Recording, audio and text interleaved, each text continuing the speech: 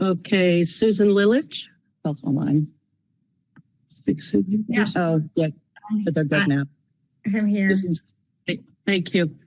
Kyle Magida, Present. Tara Arneson, Allison Conan, Here. Heather Chadwick, Here. Katie Nelson, Here. James Grasso, Kevin Campbell. Thank you. Lisa Pollock, Present. Eli Wimet, Present. and Jack Connell, Here. and Lauren Montgomery Reinhardt, Here. and Sandra Limoges here. Thank you. Thanks, Sandra. There was one that was having us today, but the Fireflies AI note taker is up there. I don't know if you wanted to leave that or.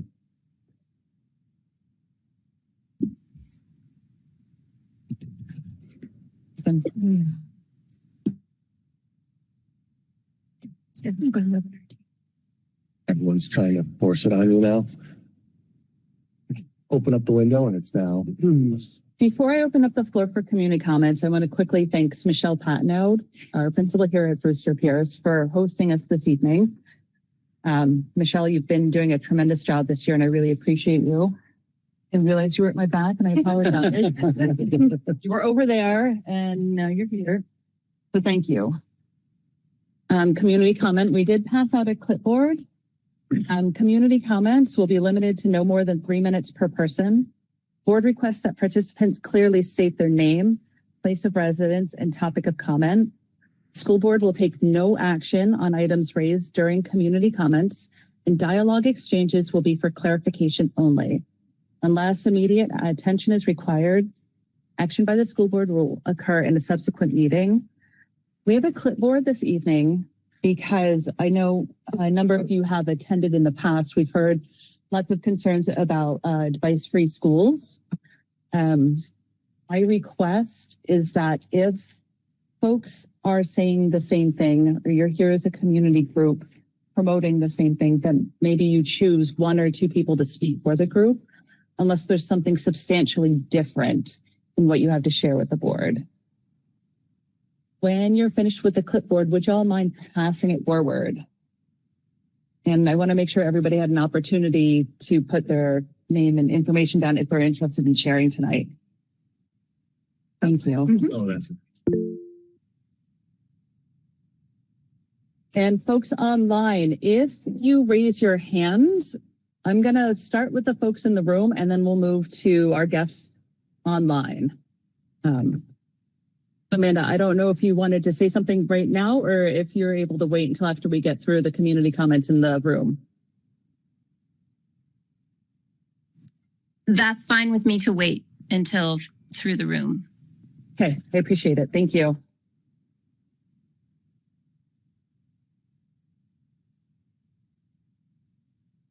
All right, George Vanna, you're first on the list. Hi, I'm Dr. Butt or George Vanna. I'm from Jericho. I'm a general pediatrician, adult psychiatrist, child psychiatrist. And I want to thank the board for thinking about phone-free schools with us, the Reconnect group here in sort of the MMU school district. Thanks Superintendent Muldoon for meeting with us a bunch of times, and for everyone else to sort of think through this really important topic. I'm sure you're sick of hearing us. I'm particularly sick of coming and talking to you. But I'm glad to be with you tonight and glad that you're thinking so carefully about this policy. And I'm here because while I think the policy that Superintendent Muldoon has suggested is better than a backpack policy, it's still not good enough. So we've been thinking about this, not just in the state of Vermont, but across the country. How do we understand what is a bell-to-bell phone-free school policy? It has to be bell-to-bell. It has to limit access to phones, if not prevent access to phones throughout the school day. And lockers, unfortunately, don't do that. I think, in fact, it was at one of these school board meetings what we said the first thing to do to get people to use their lockers again is put the phones in it, because they'll learn how to use their lockers and their locks quite easily after that. We've been developing a rubric that sort of understands and grades how free school policies are being implemented.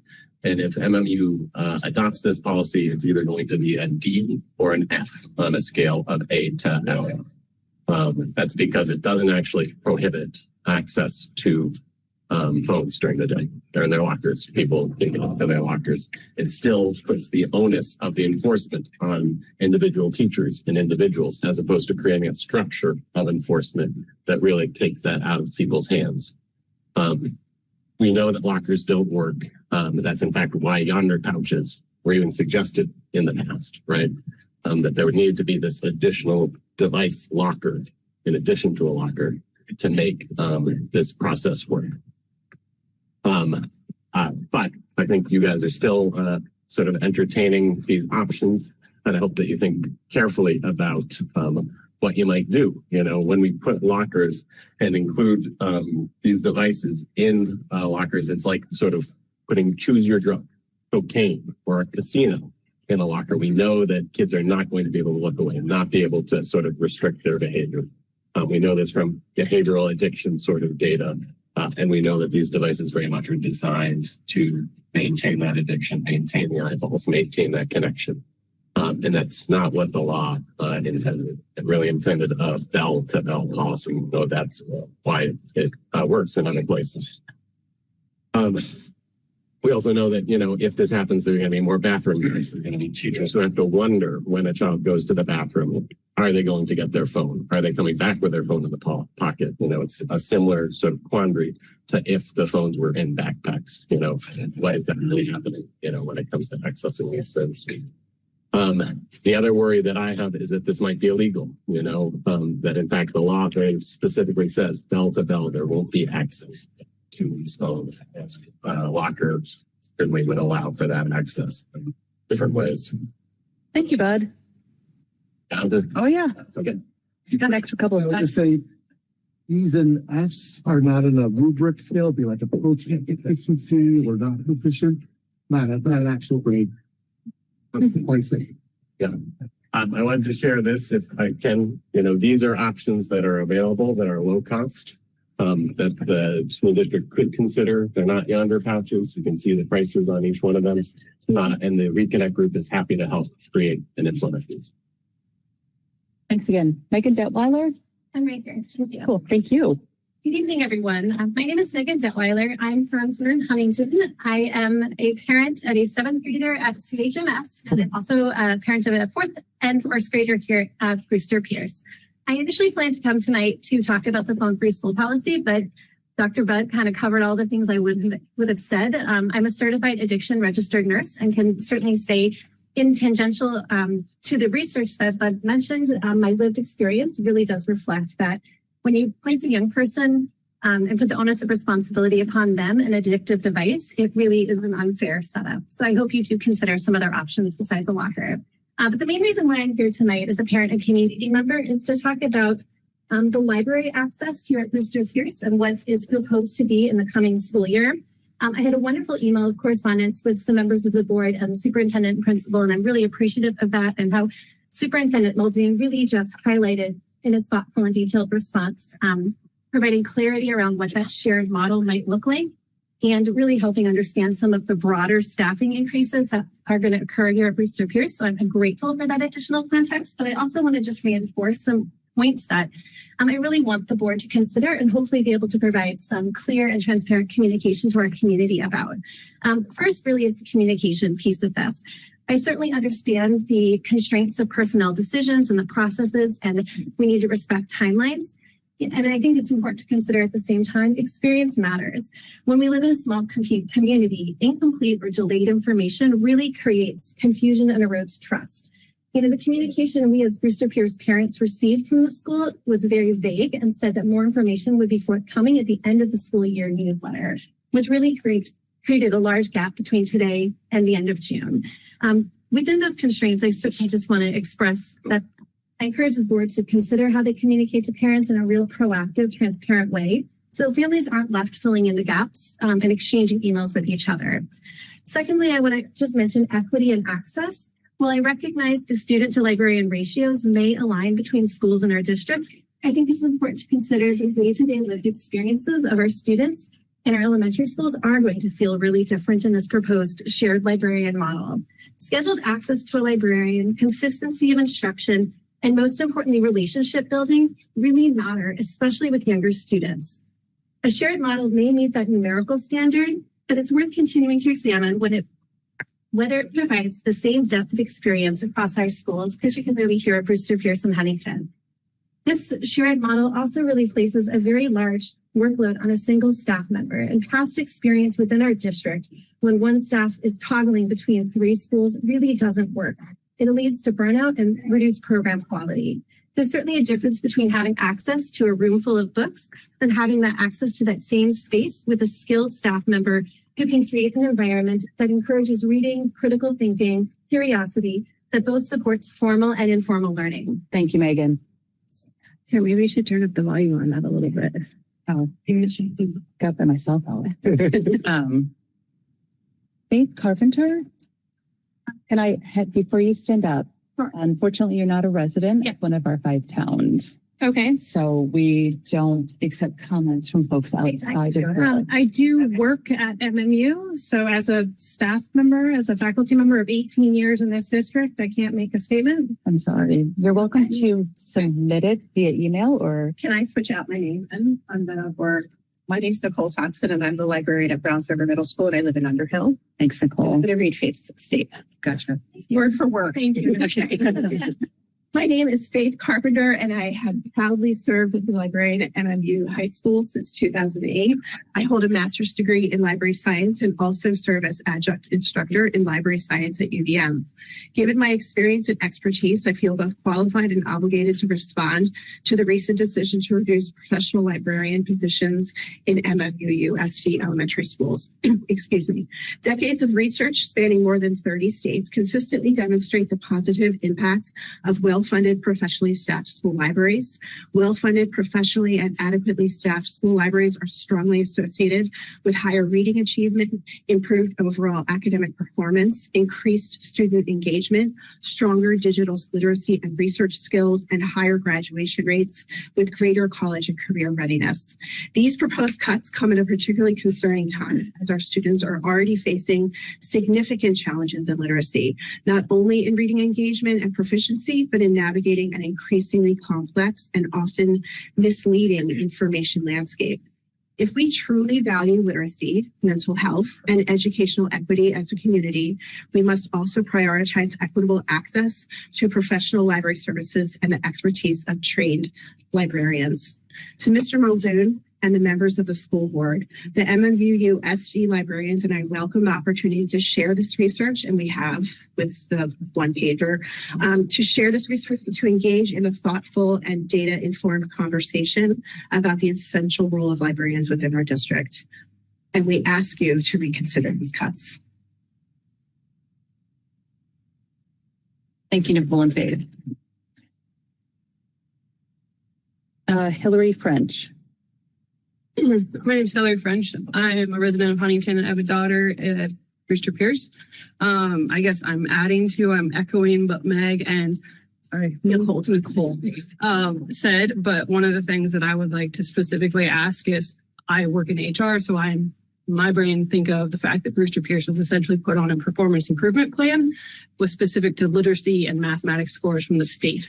How does canceling or reducing greatly our professional librarian and library access even remotely step in the direction of improving those scores?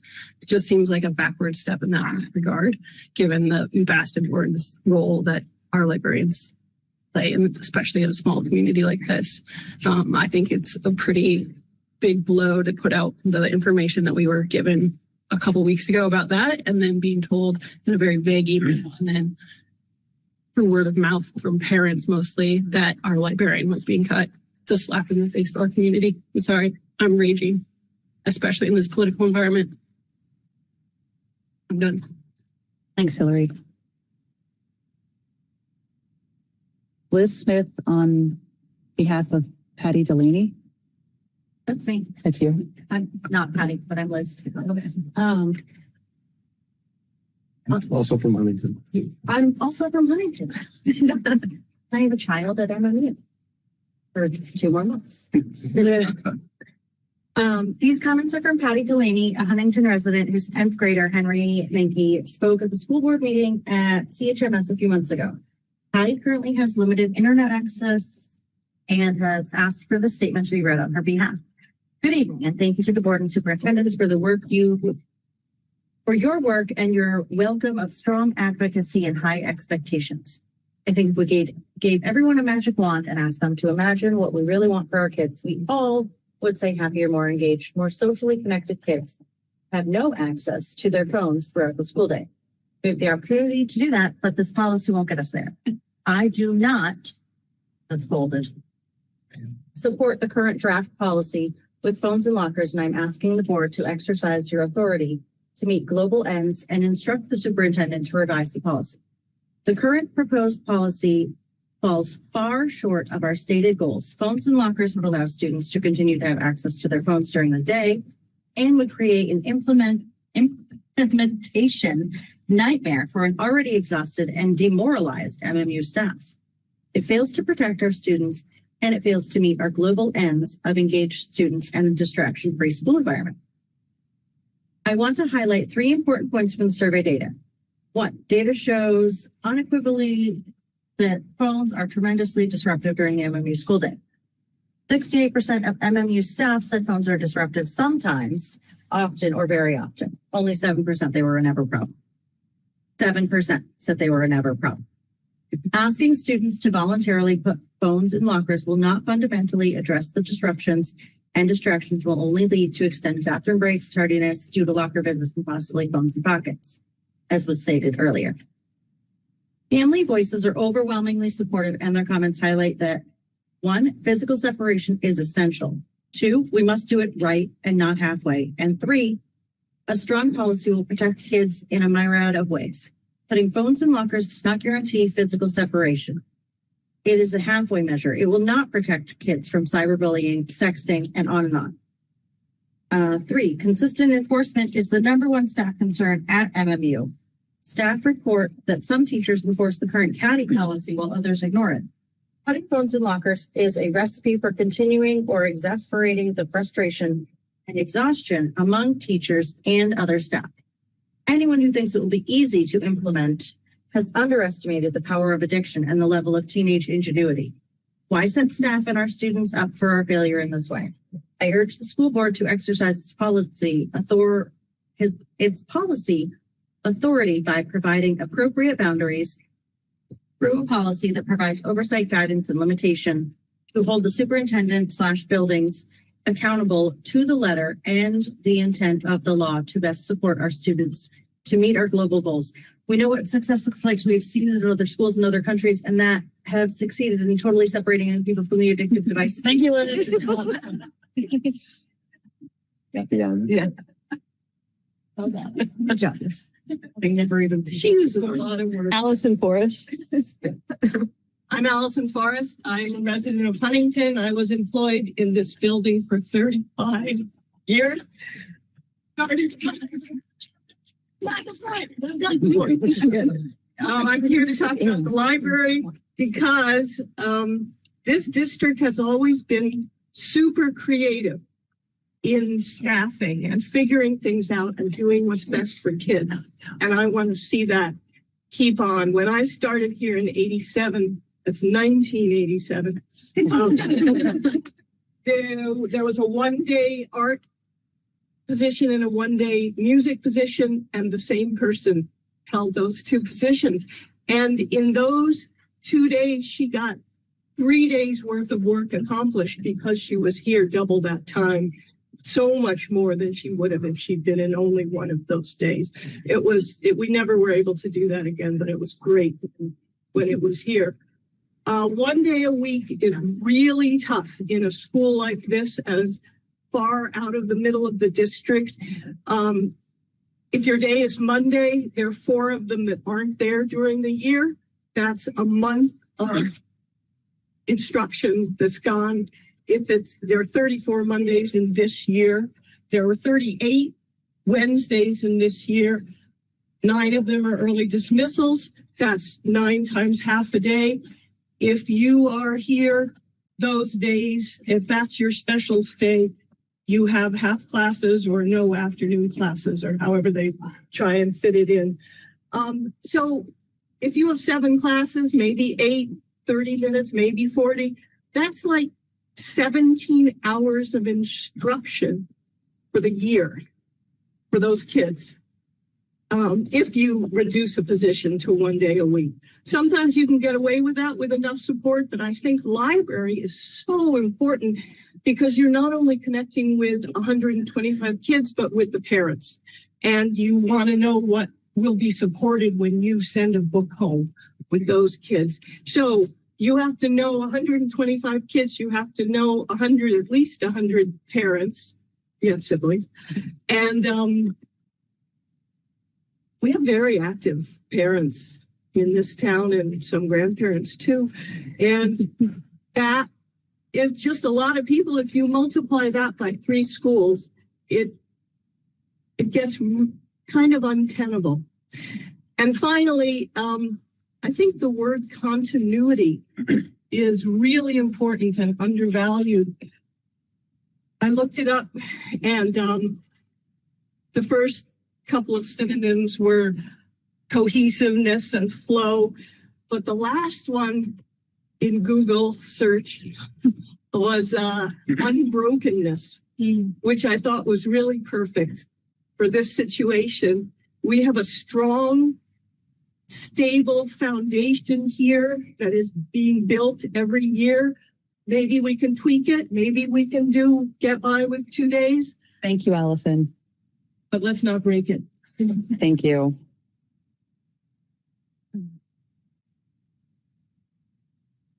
Lindsay. Lindsay Langford. I live in Huntington. I have a 4th grader and a 7th grader. I'm here to talk about the library, but I must add my voice also to phone free because it's deeply important. And it's been said well ahead of me, but I would encourage us also with our strategy around phones to also consider apps and what we're requiring of our students to get information. Most particularly sports, but any kind of information that's requiring it comes through an app can be challenging, especially for those of us who are trying to maintain phone-free households for those kids.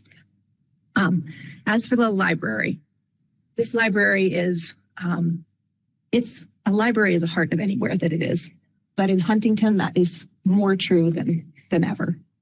And the school, which we know, does many things very well. It reaches a number of students in a way that is incredible. And it does that by knowing those students. And the library knows the students better than anybody. PI, our parent organization, does a library book program where we fund books. Kids on their birthday get to come and pick out a book. So my daughter went in for her birthday last month, and Molly had a special book. She'd been holding it aside, and May's been reading it every night, past the time when she's supposed to turn her light off. It's the biggest deal for her, and Molly knew exactly what she needed. The library serves the struggling learners, and it serves those kids who need a little bit more, and it serves everybody in between. And it's so important for what we do. It's so important for literacy, and even beyond that, it's important as a joy. We have to love these books, and we should. And what's gonna bridge us into the future, which is hopefully not a screen disaster. If it's not books, what is it? We've got to have that. So it's a critical role here, and it's vital for our learners now, in the future, and it has been for the students who passed through this school already. Lindsay.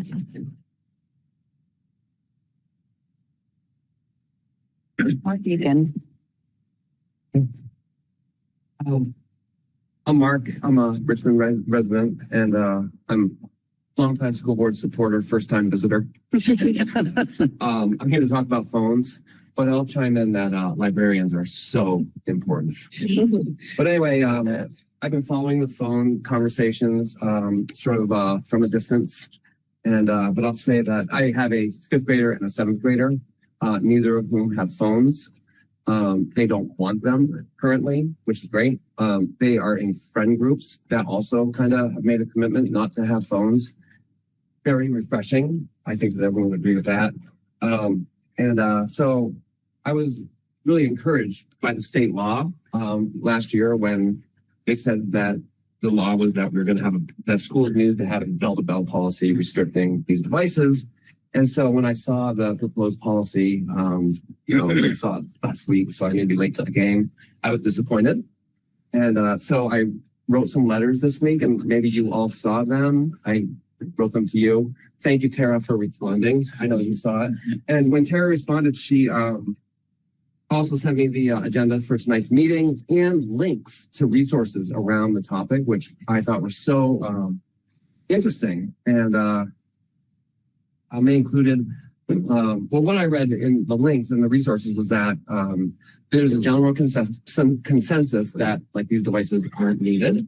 And also that what staff wanted at MMU was a clear policy with an unambiguous plan for enforcement, right? So I'm looking at the policy that says they're going to store them in personal lockers. And, I just don't see that as a clear policy. I mean, they're in lockers where people can access them. It's not clear. And then enforcement, therefore, becomes ambiguous because it's sort of on each individual staff member what they're going to do if someone is, at their locker, accessing social media, maybe shooting off the text, but not bell to bell, not inaccessible. And so for me, I just wanted the board to know that I support arriving at school, locking devices away, picking them up when they leave. That right there is a bell to bell policy. And I just think that we have the best kids. We have the best schools. So I'm confused as to why we would consider it like a second best policy. Thank you. Thanks, Mark. Peter Merritt. Thank you. Peter Merritt, middle schooler, Kimball Sump, and students here. I'm also an employee here and wanted to come to really grieve the decision to reduce the library to 1 day a week, which is resulting with our library being laid off. Just to start off, first of all, with the numbers, looking at the AOE website, the education quality standards say a school of 300 students should have a full-time librarian. So in my count, we're at around 120 if you include preschool. Preschoolers do access the library currently as much as the other students do. So that would put it at least 2 days. So a 1 day a week library was full through a school with 60 students, just not us. Also, here at Brewster Pierce, our number one bullet point on our mission is to cultivate curiosity and love of learning. So from my perspective, that happens at the library. It's the one place where students can be in charge of what they learn. And so degrading access to the library or its vibrancy seems like that is criminal. And then I'll just echo a lot of what Allison was saying, really about relationship building. Our librarian, Molly, you can say this about a lot of staff here, but she in particular has built some amazing relationships with students. And I think one of the reasons that she's been able to do that is because she's been here 3 days a week. She gives up her lunch periods when she's here, and she has students come into her library and listen to audiobooks with her. She knows the kids, she knows their reading levels, she knows what they like. Peter, I'm standing in support of you. I don't know if anyone else wants to stand, but you're really voicing what I want to say. So I just think, in addition to losing a position or going down a few days a week, I think losing this individual in particular is such a crushing blow to this community and this town that that's what has brought so many of us here tonight. yes. Thank you. Thank you, Peter.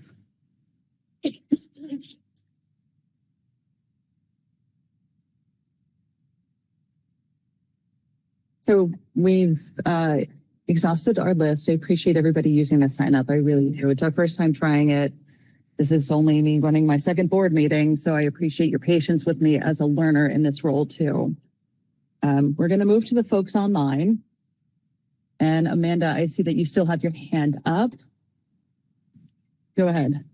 I'm ready. I want to say thanks to all the board members. You've heard from me a bunch. I wasn't planning to speak tonight, but I live in Jericho. I have one kid who is at Browns River Middle School, and I am sharing the comment of an MMU parent tonight.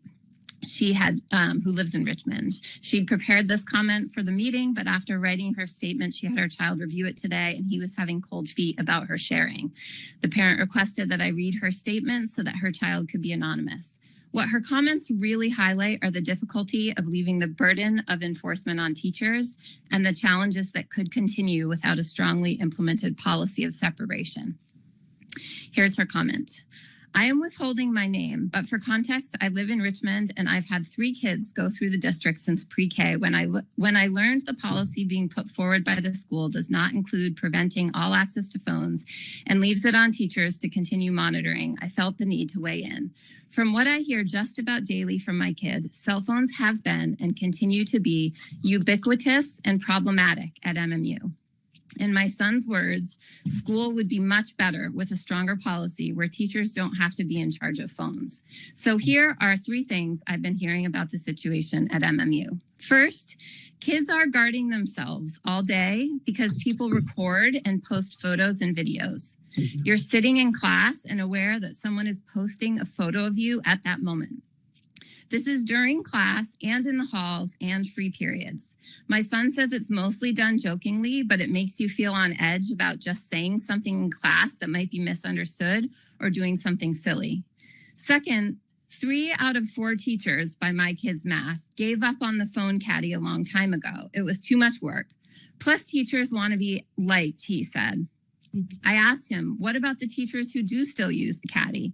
He said, it's so easy to avoid. For one thing, you can just put a burner phone into the caddy. I asked, well, don't teachers notice that someone has a phone at their desk? Him, if they don't notice kids vaping in class, you think they notice the phones? Third, inequality. It is my son's experience. The cell phone policy has been routinely more lax in the regular classes compared with the AP or honors classes he's taking, where the teachers try a little harder to get the phone caddy filled. Fourth, Snapchat AI. You snap a picture of the test, it spits answers back. My son pointed out the irony that the phone distracted you from the answers. So you didn't even have to get the feedback that you weren't paying attention. I asked what will be different at MMU if the phones are not accessible to students for the whole day. My kid, people will be more likely to actually want to do stuff during advisory, not just stare at their phones. They'll be more likely to talk to each other and say interesting things. They won't be able to cheat on tests. We can stop looking over our shoulders for who's snapping pictures and posting on us. We won't be so distracted. Thank you, Amanda. Thank you.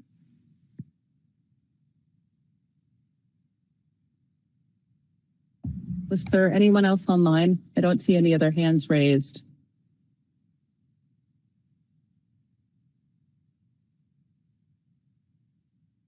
Okay, thank you. And thank you to everybody who shared with us tonight. I appreciate it. So the next thing on our agenda is the principal report format. Helen and I had a quick conversation about this based on what we've been receiving throughout the years here. It's iterated a few times, and I'm curious to see what the board thinks, if it should iterate again, if we're getting enough data, if there are other pieces that we're missing in our principal reports.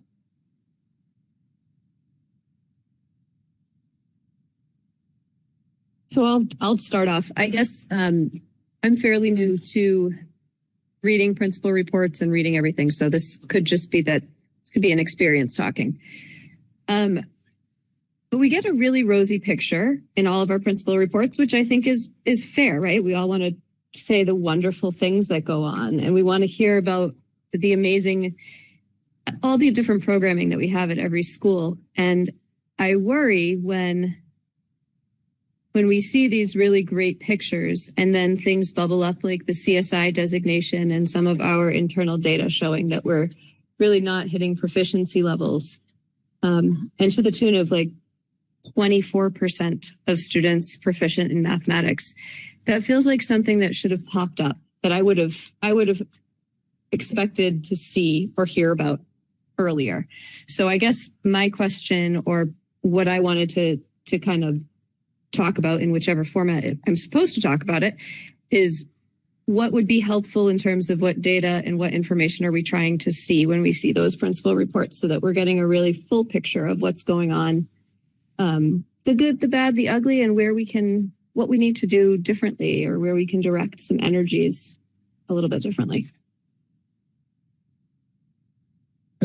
I really agree with getting the full scope of not just the good, but the bad.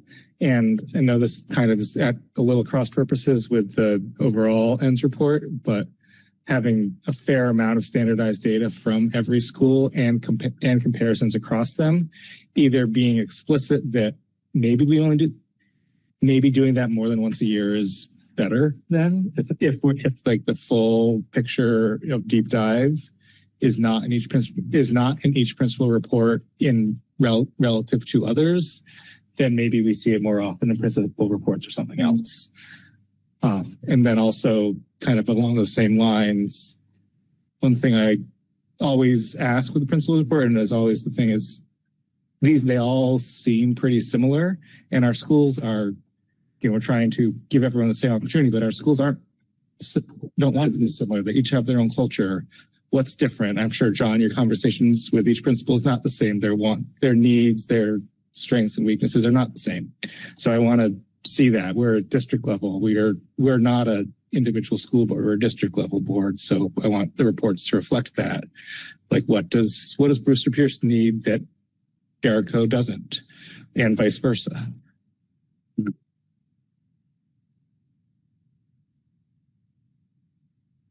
And I also agree with what Helen and Kyle were saying, that more data to support statements. In one report that I was reviewing, it said teachers are seeing meaningful growth, and that's great, but I'd like to see that as well. So data over time would be very helpful.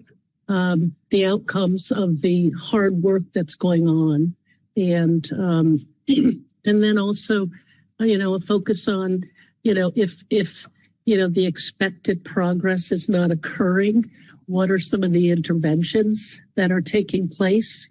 And then, what's the outcome of those as well? So really focusing on the data and the outcomes would be extremely helpful. I agree with what everybody is saying, but I also think too that there should be a way that we can look at from year to year the principal reports from the same school to see if we really are meeting benchmarks or making improvements and things that they talk about. Because I feel like from the years I've been in the board, it's every year principal comes from the school and gives a report, but there is no mention back of, well, in last year's principal report, we said we were working on this. How is this going now? There is no way to compare because we don't have the numbers, and it doesn't seem like we're getting the data. But it would be nice because then we could see if we are really issues that are arising in our schools, individual schools, if we are making improvements in them. I would also add that I think maybe this is due to some of the requests that we had shared last year, but there was a lot of repetition in the reports, and it's important information for us to know, to speak about MTSS or to speak about what literacy program has been rolled out or what mathematics program has been rolled out. But that's something that we could probably get at the beginning of the year if it's a district-wide circumstance that would save the principals a lot of time and energy from trying to explain something to us that they may not realize that we had just heard a month prior with basically the same narrative. So anything that looks like it's district-wide and a rollout, a quick explanation or example of that for us at the beginning of the year would clarify those quickly. how much of it reflects what is reported up to you, John? Like, I don't know all of the things that we should be measuring. I agree with everybody who says we need more quantitative analysis in here as opposed to qualitative analysis. But without kind of full view of all the things that you're measuring that matter to you, it's hard for me to say like what those metrics are. But if there's something that you're doing to evaluate like performance, that should definitely be in here. Like we should have the same visibility. And absent of that knowledge, it's hard for me to say like what's not in here. But I 100% agree with everybody who says it should be like standardized. I don't want to see a scorecard. That sounds pretty harsh, but like there should be metrics that were just like boom, boom, boom. And then here's a qualitative synopsis of stuff that maybe is a little bit harder to measure. But they could be more efficient and they need to be standardized. And like Claire said, for sure, we need to see some longevity so that we're able to really say like, is this meaningful gains or is this status quo? It's not clear. And I think like, I want to say, I think that the principals put so much time into this and a lot of heart. And so I hope that like making the expectations a little bit more clear will alleviate some of the burden to them. I think like when you've got an assignment and you're not exactly sure what you're supposed to deliver, it's probably kind of anxiety inducing. So hopefully bringing more rigor to this process will be actually like sort of freeing for the people who have to deliver the reports. I think Edie's got his hand up. Go ahead, Edie. Thanks. Also, somebody put in the chat that there's somebody in the waiting room. So that's a separate thing. I don't know if they got let in. For me, I struggle. This is a balance thing for me, right? With policy governance. And so we're governing through the policies that we monitor. And if we don't have a solid handle on what's going on throughout the district, it's really hard to do our jobs. That is not that is being that conduit to the stakeholders and sharing information back and forth. And so I'm always trying to understand from the principal reports, what do we want from it? What's our goal from it? And for me, it's that information so that I can be that good conduit to the stakeholders, to the rest of the community. And so I just want to think about it in that frame. And, I need it to be consistent. I need the information to be, I appreciate all of the like year to year kind of information, but we're not monitoring the principal reports. We're monitoring that information in other ways. So I just want to kind of make sure that we're thinking about it in how we're going to use the information and what we're going to use the information for. To Edie's point, that's actually the origin of the current format.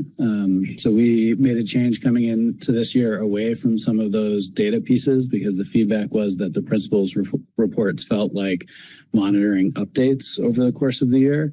And then also it was actually really hard to look from one school to another depending on the time of year because of the data that's available in the spring being so wildly different from the data that we have available in the fall. So this year, the principals would agree, the reports actually feel a little stale to them. And part of that is because we focused on describing the work that's happening.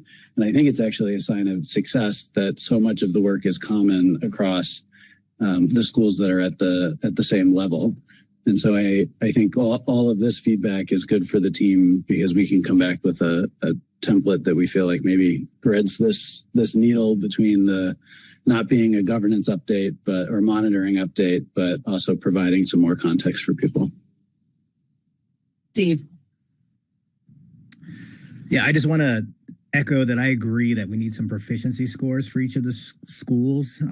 I would personally like to see like a 5-year running table of kind of literature and math proficiencies and how they're changing. And, we can monitor that with, curriculum updates and things of that nature as well to see how effective they are. So that's been said. And I personally think that's been an issue that I've seen at these reports that I'd really love to be added, something along those lines, and maybe standardized test scores as well. But beyond that, maybe having an ability for the principals to say what challenges they're having too, just so we have an idea what's going on. If there's something that, some kind of specific challenge for each of these various schools. Some of them they're older. There may be some funding issues, and just an opportunity for them to also present some challenges they may be having for each of the individual schools. Thanks, Steve. I think we started to see that a little bit more this year, right? I feel like at the end of the principals' reports, we started to see a little bit about like, well, this is going on. This is where we could use support. This is coming down the pipe. We've started to see that, which we really, really appreciate. Ethan. I want to sort of second Edie's comment about the difficulty in navigating what is, I think, a policy governance methodology versus wanting the details to really feel like we're informed and giving good information back to our stakeholders. I wonder if there's a dashboard that the district can maintain where some of that information is just constantly updated, and maybe instead of having every superintendent do a report at their school, maybe there's one day like we do with the beginning of the season when we're doing all the district needs, right? So the superintendents run through together at the same time. So we sort of address that issue of get a report in November from one school, and then we get a different report in May from another school. Yeah, and I would say like there is a piece of, and I'm gonna invoke Chuck Lacey. Chuck always came prepared to ask an important question, and I think that's on the homework side of us being prepared to be able to go through the reports and tease out the questions that we have, and then ask the principal those questions at the table of saying, figure out what we want and tell us. That's what I'm sort of hearing right now is like principals need to figure out what's in our head and what we're expecting. And it changes year to year because of the board makeup change. And I think there has been, since I first started, a dramatic shift in the principal reports. I don't even really remember them happening at one point. So we've, in that growth improvement mindset, I think it's more of like, how do we continue to make this better, more effective, and more user-friendly, I think. Yeah, where's I went off? I don't know how much of an ask this is, but like a standardized, almost a standardized dashboard, a standardized set of metrics that we maybe similar to the student outcomes report, but that we can look at knowing the problems behind this, maybe not perpetually up, but like see it every 6 months, or just have it be a discussion and not have that be available for us. And then the principal's report calls out anomalies, but doesn't recreate it. Because it would be nice to have that check-in on the district level, and then the principals can talk about anomalies, but not the overall. The foreshadowing here is great. So looking at Michelle and Mike, because we've been meeting as a leadership team on our multi-year plan, and one of the pieces is the development of a dashboard like you're talking about. So this is work that's been happening all year. I think we've really, honestly, we have really great data as a district, but the data systems sometimes don't give us the information that we need. And we have been on the unfortunate end of the transition between multiple different data systems for 3 years in a row now, some of those forced on us and others that were elective. So getting to this place now where all the data is in one place, which it actually is as of right now, puts us in the place to be able to do just that.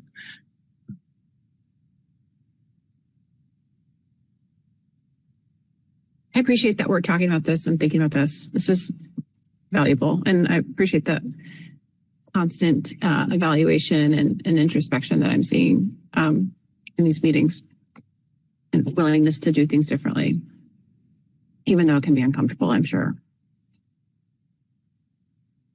Kevin. Hey, Kevin. Oh, my turn. Good conversation, good agenda topic. When we first started visiting all the elementary school buildings, middle schools, there was a shift from how the board was working, and we had to figure out what are we going to do when we go to these buildings, we can't just hide in the library and have a meeting. We have to like do something to be there. One is to hear from the community. That's a big part about going to the schools, because you're going to another town, and for those of us who get to physically be there, you get to kind of acknowledge the scale of our district and see that it really does, it's a pretty significantly sized school district. Second is to see the facility itself. The site tour is a big part of it. So you get to like just get a hands-on or eyes-on understanding of what happens in the building, at least after hours. And then thirdly is to hear from the leader. Give them an opportunity to speak directly and have a conversation with the board about, initially it was about whatever they wanted to talk about. And then we said, it's getting a little bit like, we're not sure why that is happening. We went into more of a scripted, and then we opened it up and scripted. So it's been a little bit of an accordion in terms of how much control the board takes on that report that the principal shares. But I'm of one to just really keep it open-ended and give it an opportunity for the school leader to have a voice, have an opportunity to talk to the board with whatever topic they want to share, because we don't manage the school, we don't manage the principal. This is just their opportunity to talk to us and have a conversation. So I'm more leaning towards keeping it more open and less dashboardy metric, and do dashboards and metrics for the district itself, not the individual school. Thank you. Thanks, Kevin.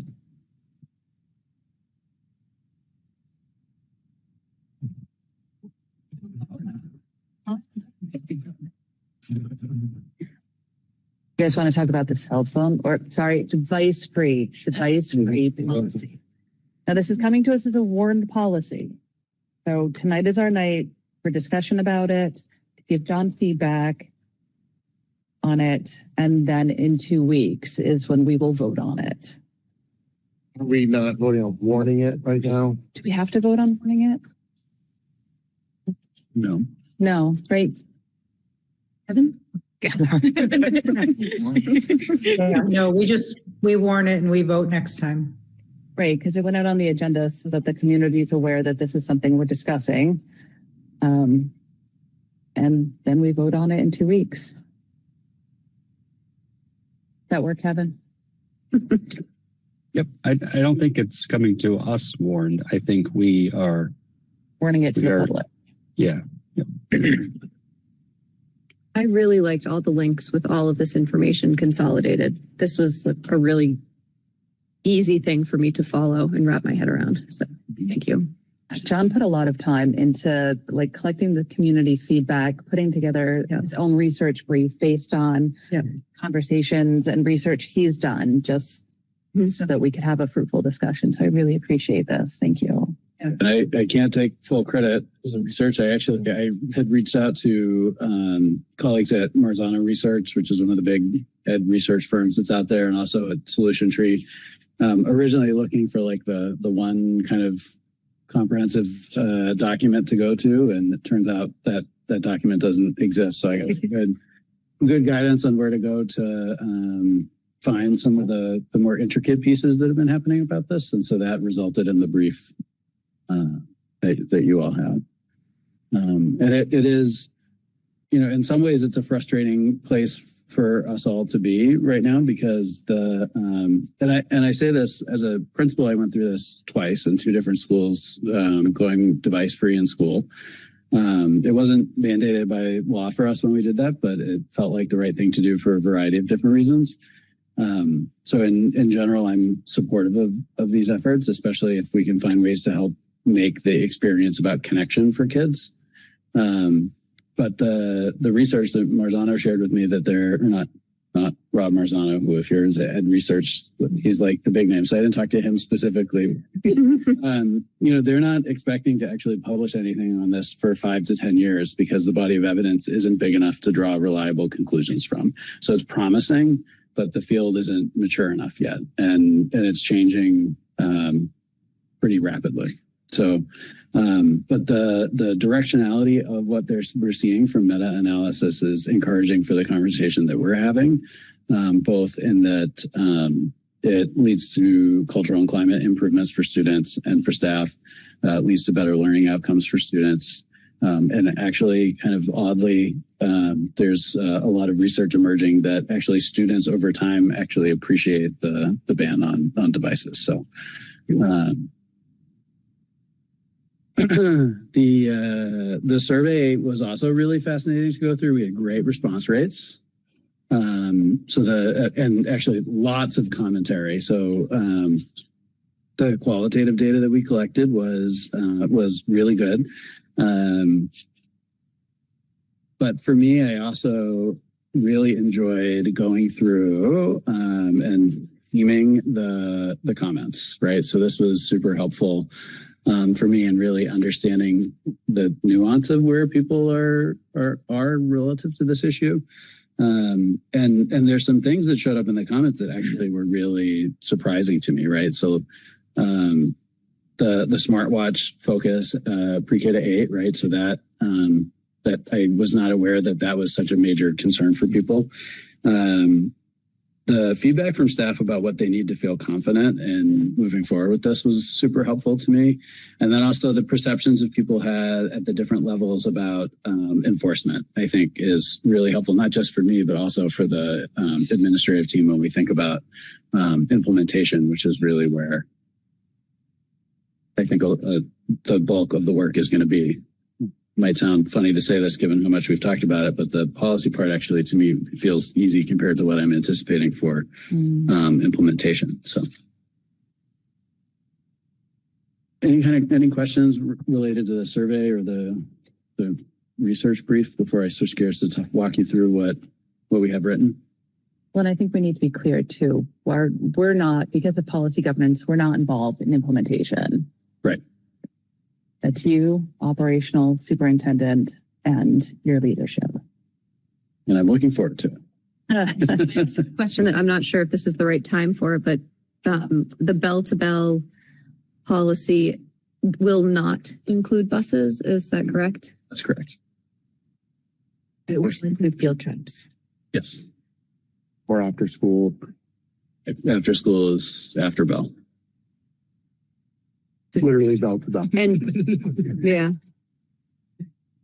The challenge that we get with all of those examples, so after school and when we're on buses to and from school, is really about our enforcement capacity. I would actually love to have the campuses just be device free, or to have buses be device free in my ideal world. Like someone in public comment said, if I imagine my ideal world, right, like that is what I would envision. The reality is that we are having enough issues staffing busing as it is. And we have lots of people on campus after school, but not often in an official capacity. And so our supervision and enforcement ability is really restrained.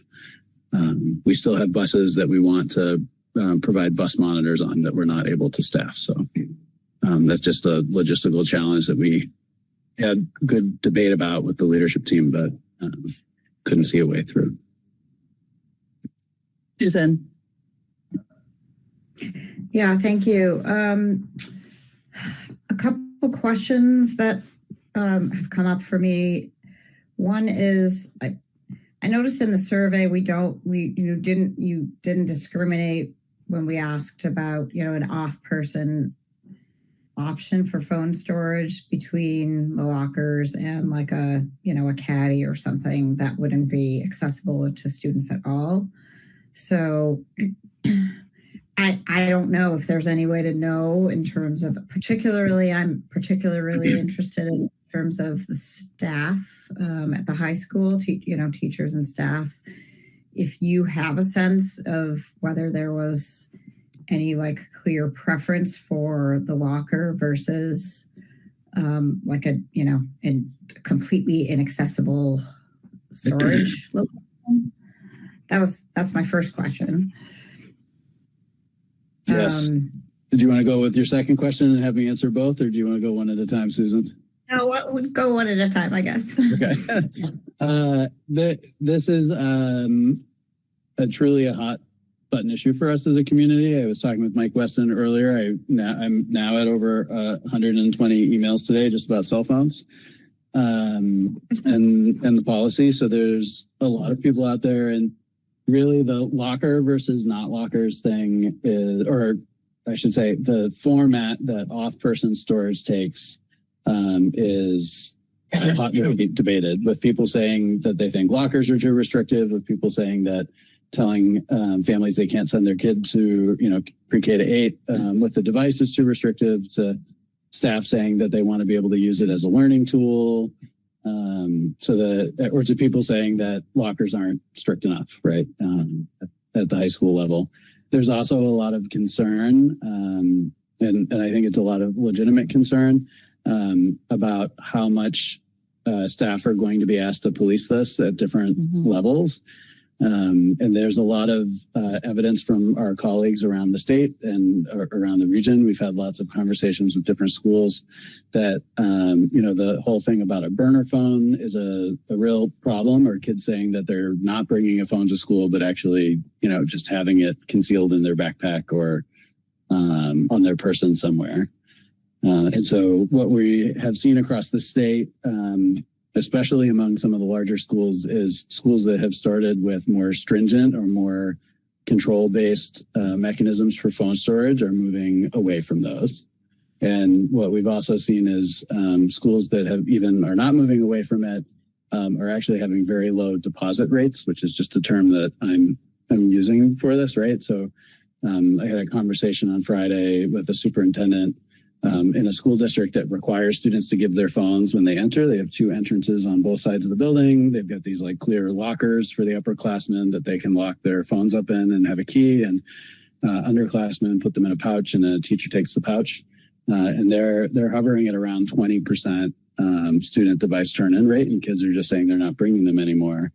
But they also know that that's not true, right? They recover phones during the day from students in the hallway, or phone goes off in class and things like that. So this is also the place where there's no help in the literature, right? There's no meta-analysis about or emerging consensus about storage options.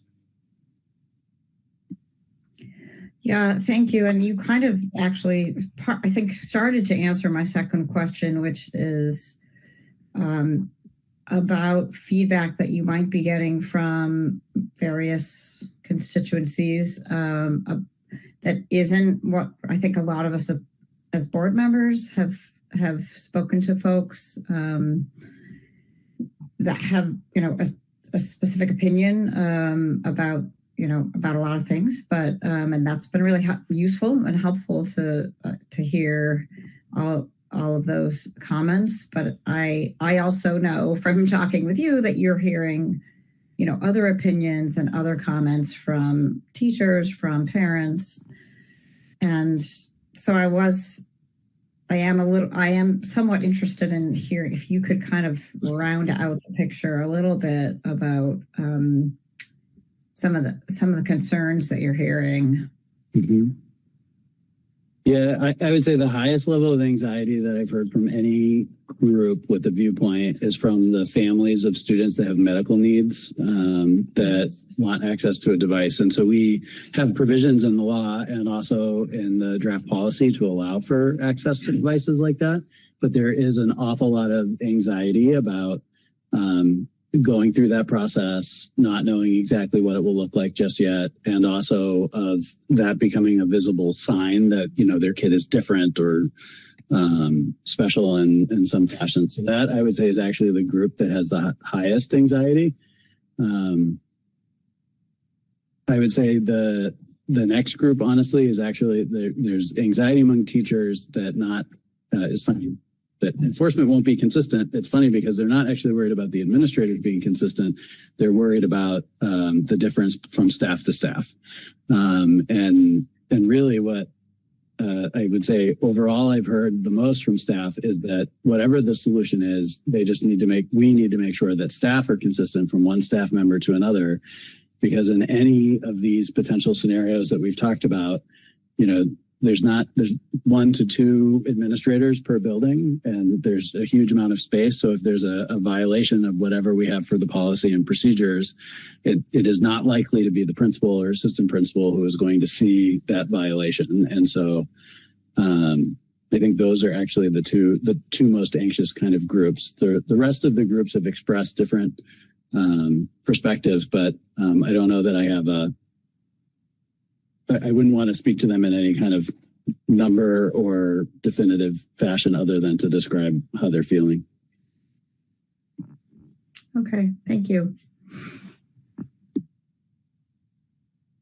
I'm glad to hear that you've had conversations with some of the families that have the medical concerns. I know that's a really acute impact for folks, and I haven't heard those voices in these public meetings. I think, sometimes there's a lot of things that those folks could be managing that might make it difficult to come to the meeting. Even someone who, was afraid their kid would be signaled out, sent a proxy here.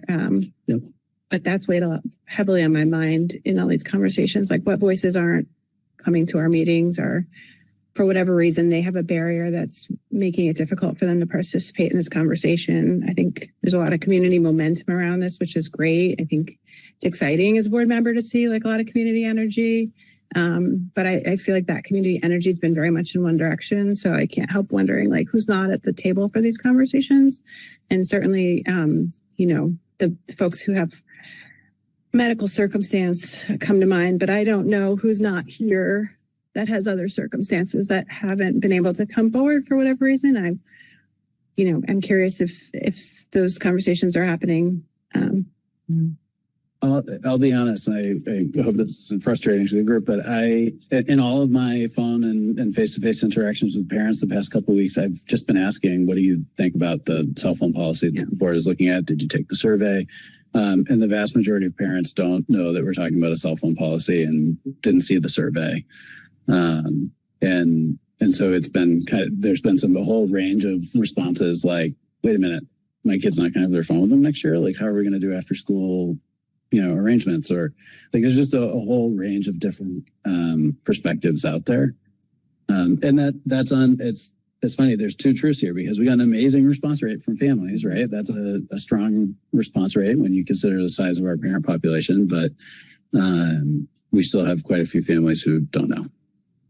Maybe that's where we're going to need the biggest amount of support, right? Once we implement this policy, we're going to need the families that aren't currently paying attention to help us in supporting the kids at school without a phone, right? And reminding them what their options are if they need to get in touch with their mom or dad in the middle of the day, or if they forgot about their dentist appointment and mom needs to send a message to the classroom teacher, right? Like, I think it's where Reconnect can help us get into the community and support families in this area.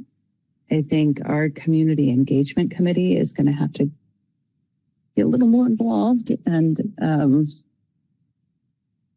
all of us, Allison, all of us as board members are going to have to really talk to families and say, hey, don't text your child in the middle of the day, right? Like I'm not guilty, but my spouse is. And we have that conversation. Still listening.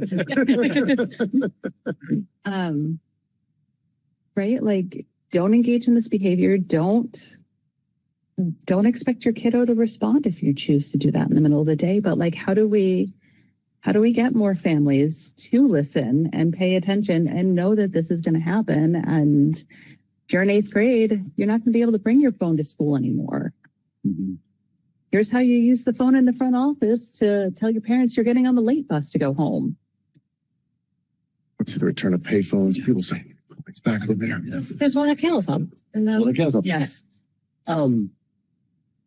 Heather. So sorry. Yes. I just want to echo, I also think that a lot of this, it can't just all be on the schools, because we definitely need, if the numbers that you said, John, are correct, that 20% of kids are actually dropping their phones off in the caddies, they're supposed to be more secure.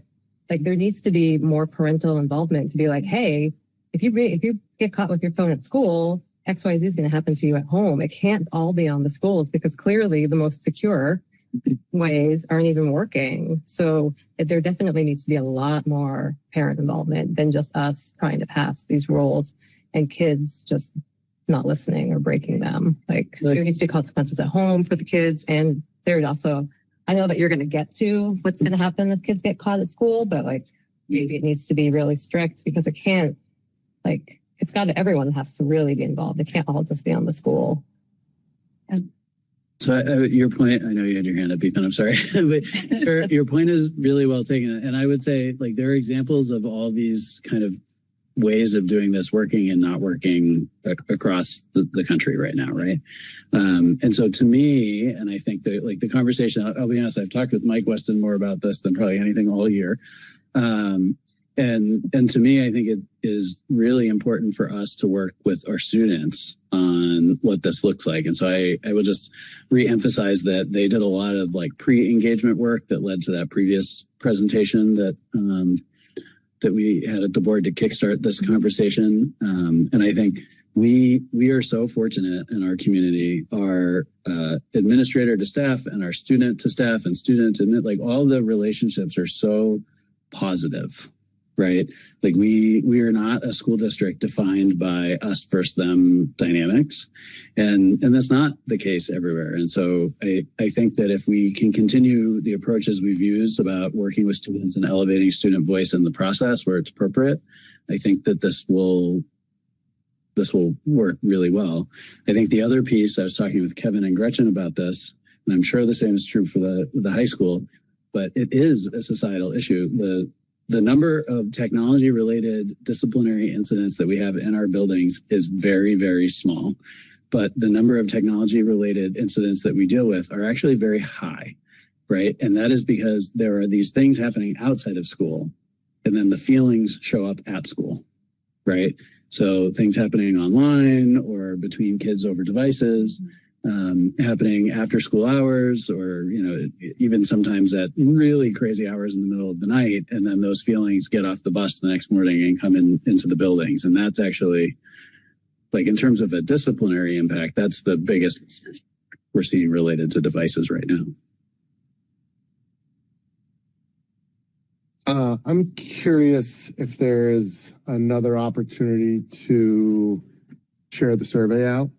And I'm wondering if where it lived in the initial send out was missed by people. Because if you're saying, let's just say a large percentage of our families don't know anything about it, then it wasn't messaged well.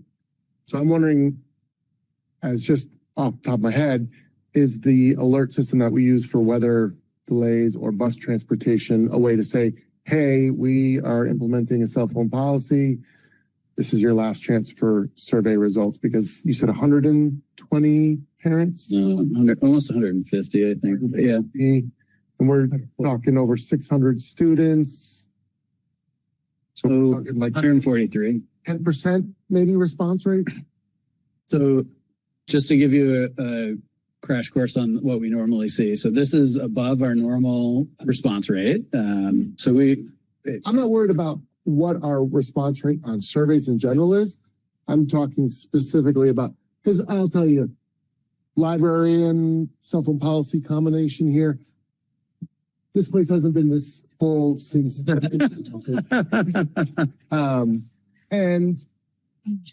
the reality that we had to cut time short to 3 minutes when we normally have a 5-minute policy, that speaks to a passionate community. But are we really getting all the information that we need? Especially from us, because I'm 100%. I think that if the school system is going into this thinking that we're going to fix the problem, we're wasting our time. Because is this really a problem that teachers, administrators, school board members are going to fix? It's not. And so I think that there needs to be maybe another wave of announcing this is changing. So that, I appreciate that there was a big response rate. I just don't know if it's enough in this specific context. Announcing, yes. getting more survey feedback? No. Right? Like, we have 4 days. Everybody's going to go on break, and then we have to vote on this policy. That's assuming you have enough votes to pass the policy. I'm making a really big assumption, but again, learning experience for me, right? Like, I saw this survey link everywhere. It was in district happenings. It's been in our high school communication. It's been in our middle school communication. I can't speak to elementary. I don't get that communication anymore. So if parents are not reading that space, or Allison, was it on Front Porch Forum through a community engagement post at any point? No. No, we sent it specifically to parents, so we didn't push it out to the. Okay. There's a reason why we don't announce weather delays through the district happenings, because it's an immediate response. And so, if there's a cost to it, that's maybe a different conversation, but I feel like we have the technology to get it into everybody's hands. And I don't think it's reasonable or fair to expect everybody to be checking their email and reading those. As much as it pains me, I think they should all be reading it and everyone should be like, getting in there, but that's not the reality for every single person in our district. And so what is the most equal way of getting that? That text message goes to 5 different accounts that I have. It goes to my text message, it goes to 3 emails, and we don't have the home phone anymore, but. I think what's now, again, trying to get all the policy governance pieces together in my brain, but it feels like we have a state mandate in front of us. So we don't really have, I think our job is to kind of interpret the intent of that policy and make a policy for our specific district that meets or exceeds that expectation. I don't know that more information or more surveys is going to change what we have to do. It's not going to change the end game. Correct. I also just think I like the creative thinking, Ethan, but I would have to go back and read the disclosure around sign up for that system. I think we're limited to emergency use for pushing out that way. But I believe, I can't say that with certainty. I'd have to read.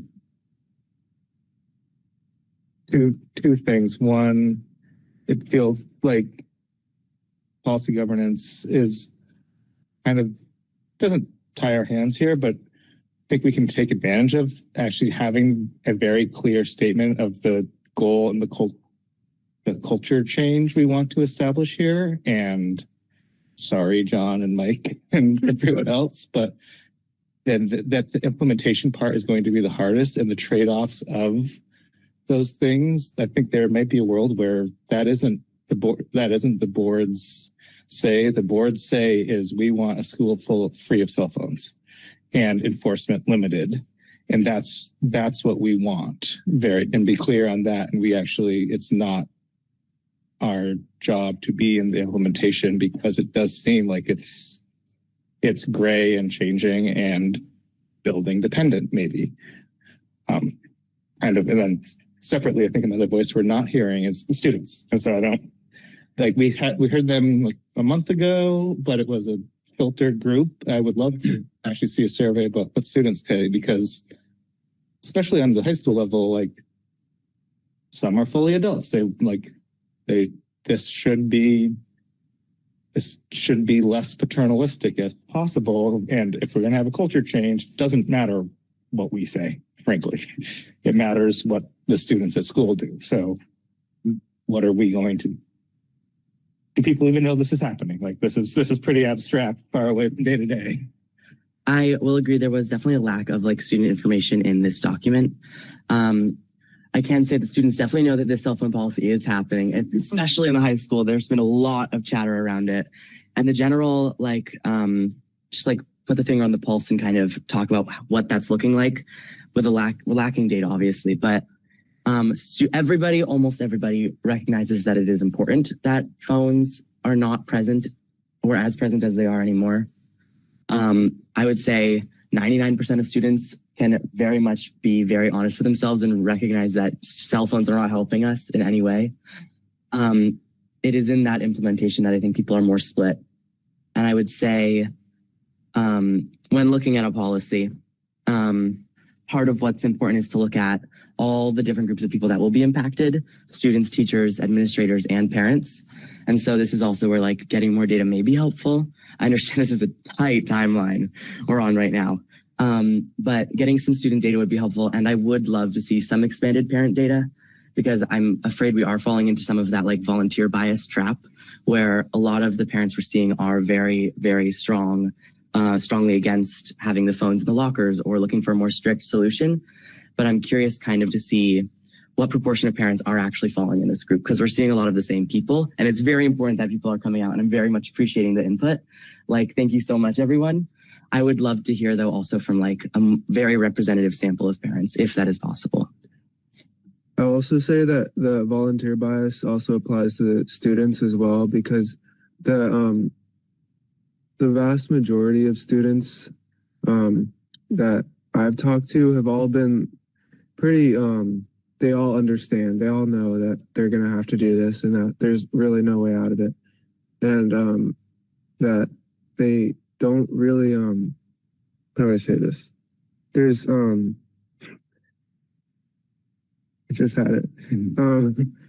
Oh my God.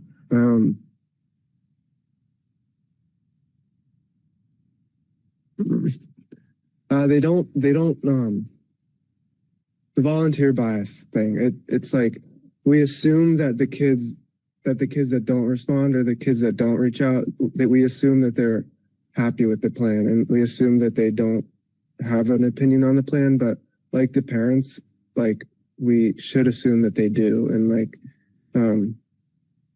ultimately the kids are the ones that are going to be affected by this, and it's their future. So I feel like it's really important that they know what they're doing and what this plan is, and that we hear from them so that we can make this plan as best as possible.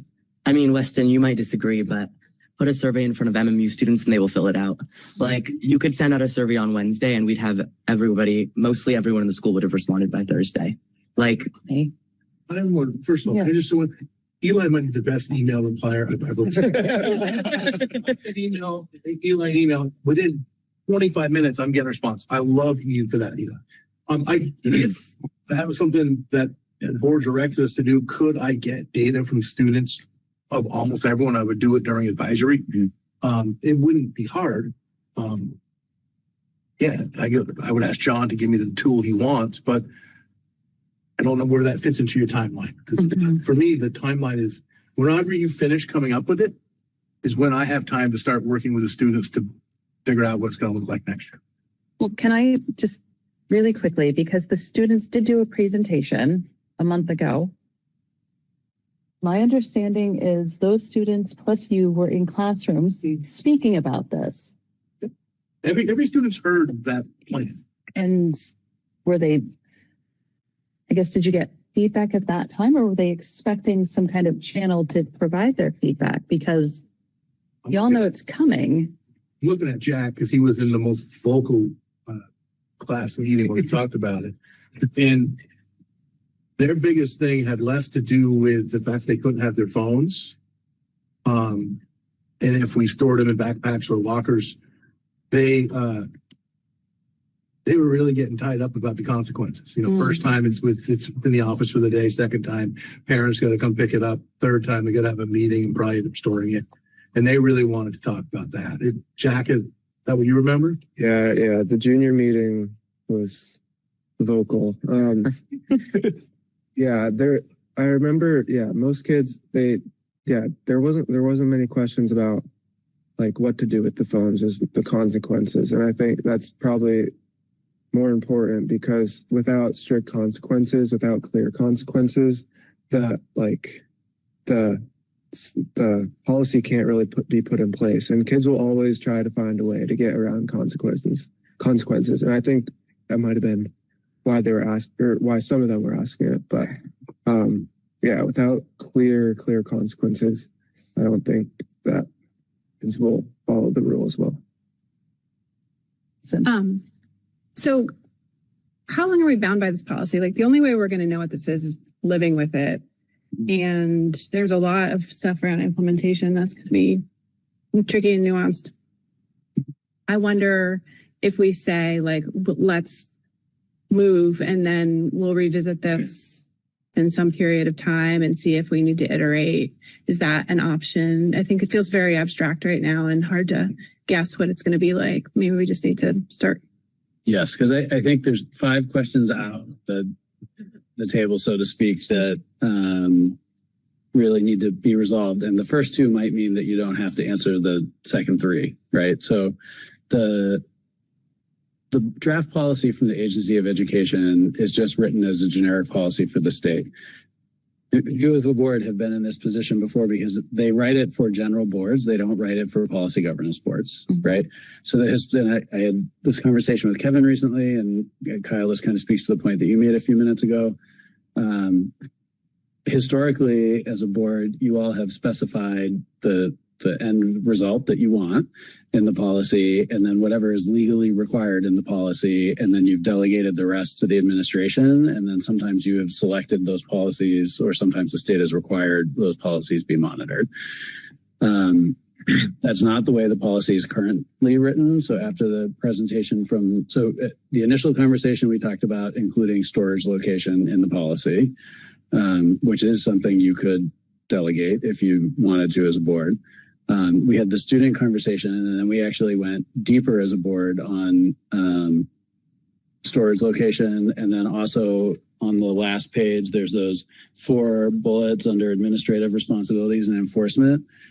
Typically, if you look at our other examples from policies that are required by the state, you have 1 or 2 sentences basically broadly delegating the achievement of the policy to the administration.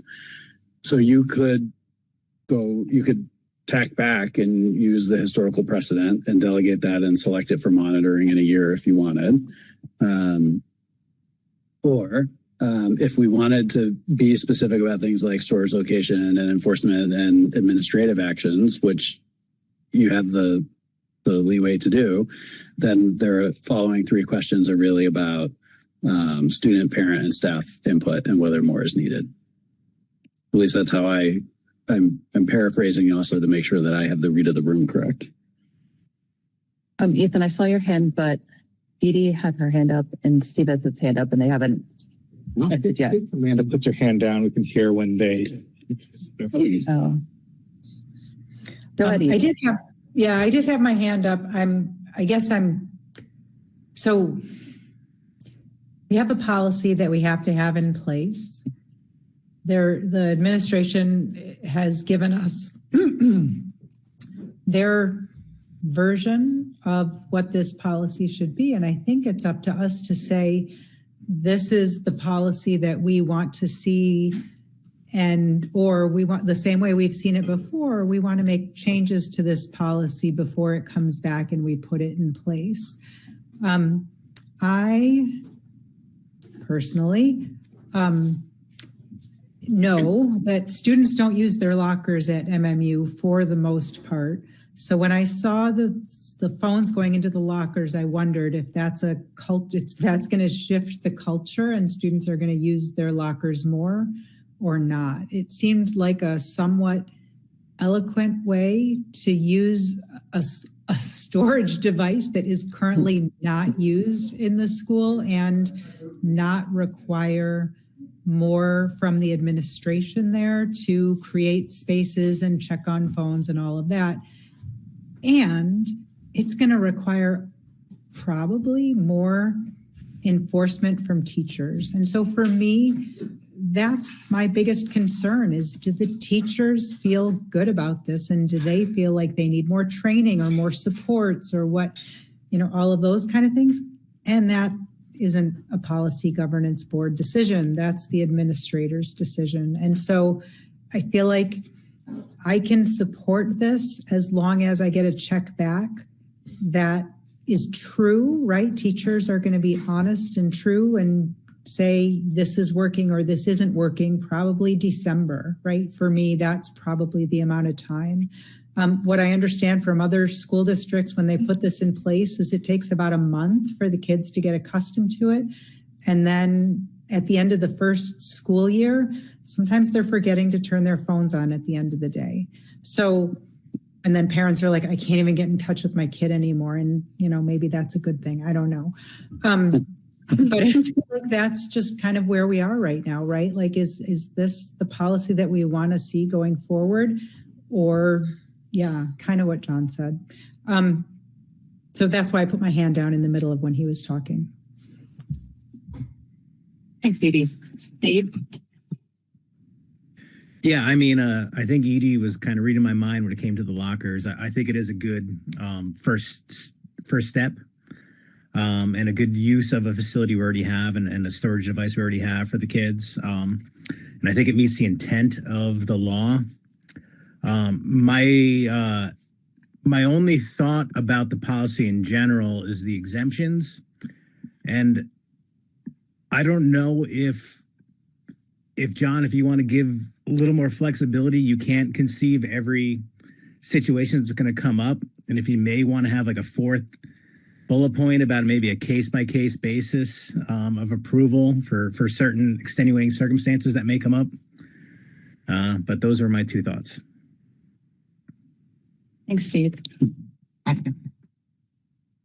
We're moving like out of brief and survey into the actual policy, because I know that was sort of the way you had framed that question. Lisa. Can I have Lisa jump in? I'll just actually dovetail off what you just said. So my question is, do you have information for how the teachers at the high school feel about use of lockers? To echo Edie's lack of use of lockers, you could actually have locked up my kid's phone in the locker, and we probably would not have seen it until senior year at some point when somebody cleared out the locker for them. But so will there be extra tutorials for how to use a locker and so on? But seriously though, I'm wondering how the staff feels about this idea as opposed to something else. Yeah. So the specific question that teachers are asked, the option for answering was, students store phones away, not on their person or in their backpack, i.e. lockers or classroom caddy or other solution, right? So it wasn't specific as to lockers versus other solutions. Okay. Yep. But to the point, I think whatever we do in terms of implementation, whether it's lockers or something else, we're going to have to teach the kids not just the routines, but how to use the specific pieces of it for sure. Can we just add for people who may not have heard that one conversation that we had a few months ago about students not even using their lockers for context, because it was very difficult for me.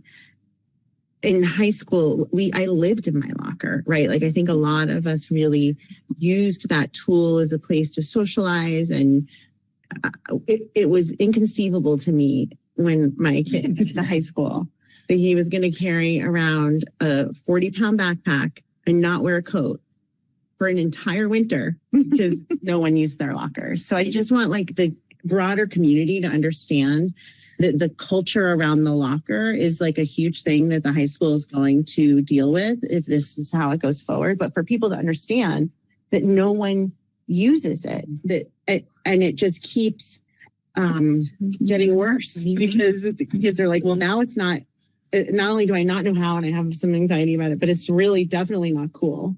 So I just felt like people in the room might not even have conceived that that's really where we came to this, like 800 storage caddies that exist that aren't currently being used. I think somebody made the comment that like, as soon as you put the phone in the locker, they're all going to learn how to use it. Right. And it'll only take a couple days. Right. Sure. I'm not saying that they won't. I'm just trying to explain that it's not as though it's the culture that many of us may have experienced when we were in high school at the current moment. So I want to get back to Ethan because I put him off 3 people ago.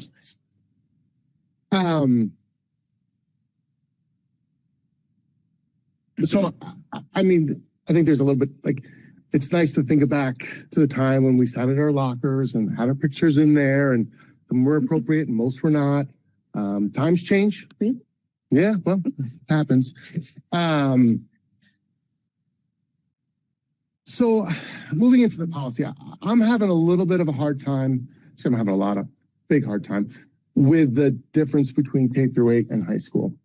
And I think some of it is the timing. I think it somewhat leads to what you were saying, Alice, about revisiting this policy, because oftentimes in these kinds of situations, people get grandfathered in, please the term, I suppose, right? And then I think about a senior like Jack next year, and probably why the junior class was so vocal about it, because they're like, wait, we've had this policy of whatever we want. Now it's going to change dramatically for our senior year. What about our senior privileges, whatever those things may be? I think it's really interesting. You're going to have a group of 8th graders coming into the high school, not next year, but the year after, that have been living this experience very differently. And so why is there not an opportunity to ease into something to allow some adjustment period? Or just to say there's just no cell phones and no devices at all, pre-K through 12, and leave it at that. Because I remember the day when I actually didn't even have a phone when I went to school, and it was fine. And my parents got in touch with me, regardless of what my locker looked like. The other, sort of, I think, question in my mind right now is we're digging a little bit into the procedure piece, right? Like the locker conversation. And I wonder if it's just a matter of, do we just kind of accept the policy as written, or we do a straw poll and see if we've got enough support for it?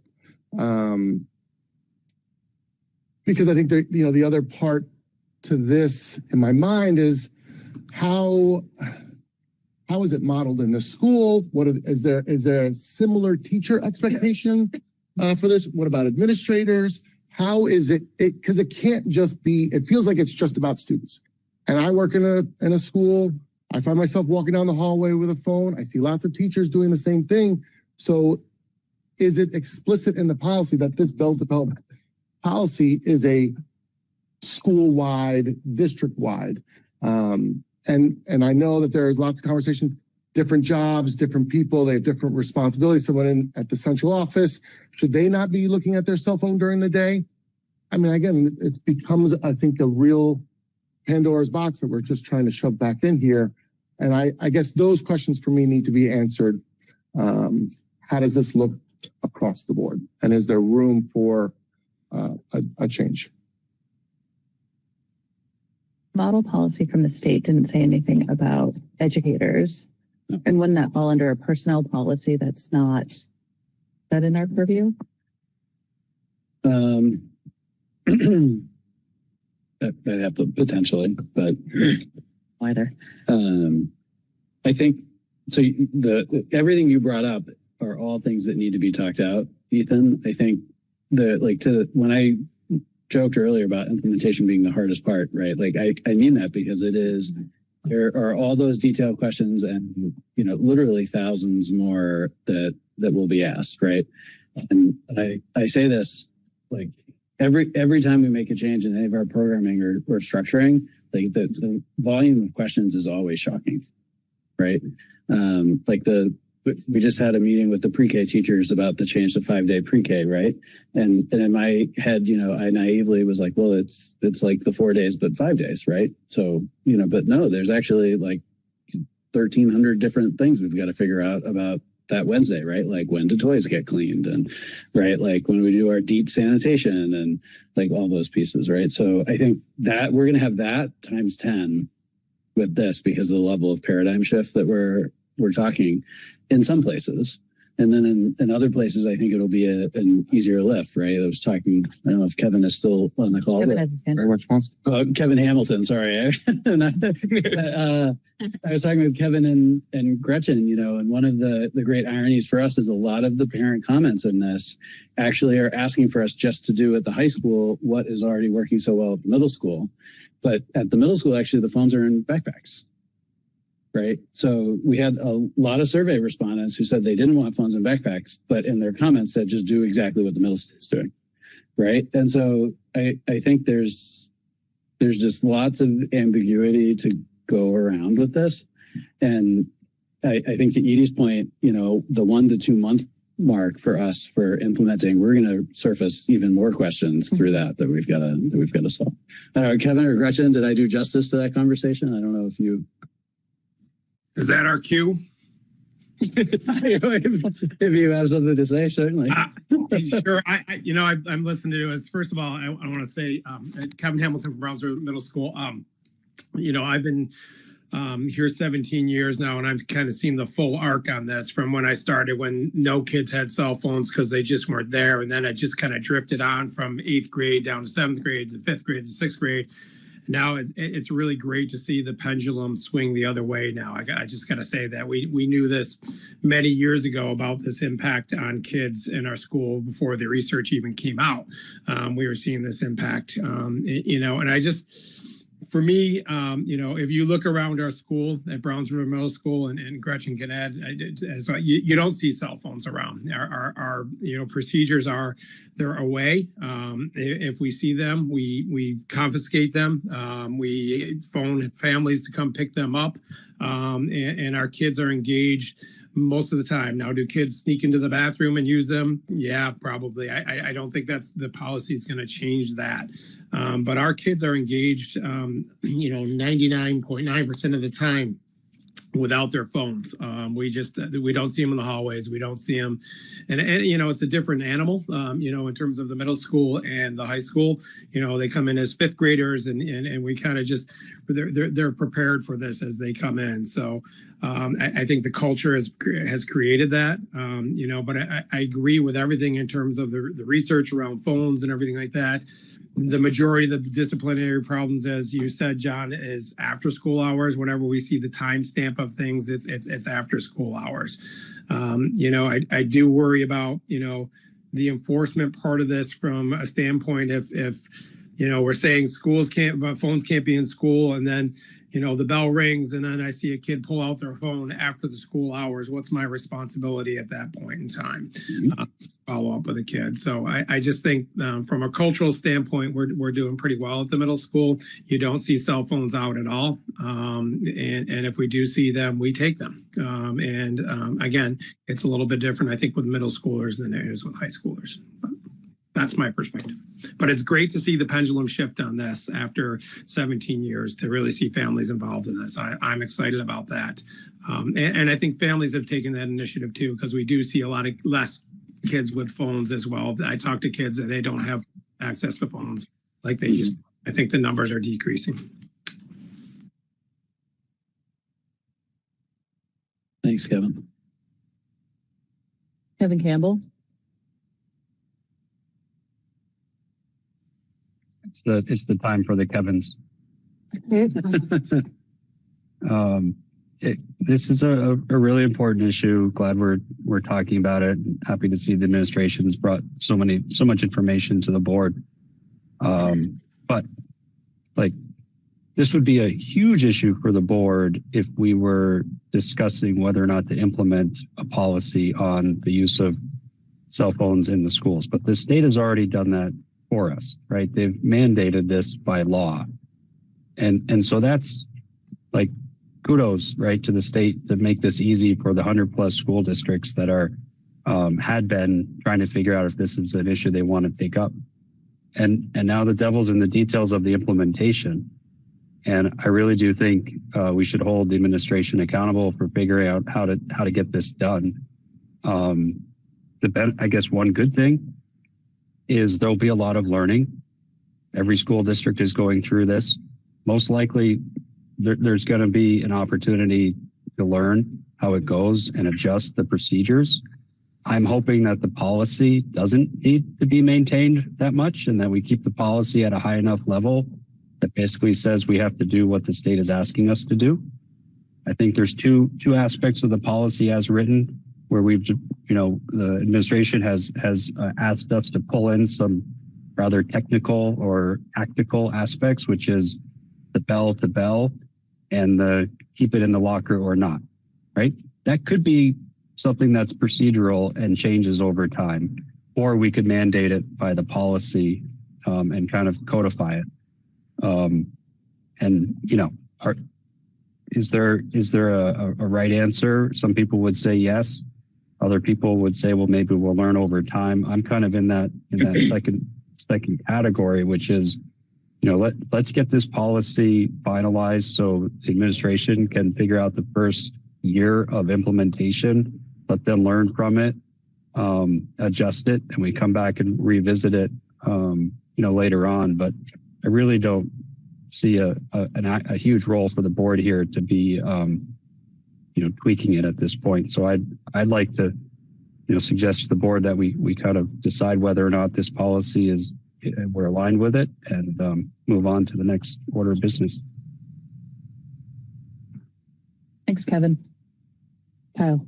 I echo what you're saying, Kevin. I think that the general overview here is a good framework for policy. I think one thing I do want to call out, hearing both the community members and from all the things we had in here, is there's a mention of enforcement in the policy itself. I would actually want to, I don't know if this is too wordsmithy to do as a collective, but make very clear as a statement of the policy that it is universally and consistently enforced with a minimum of effort.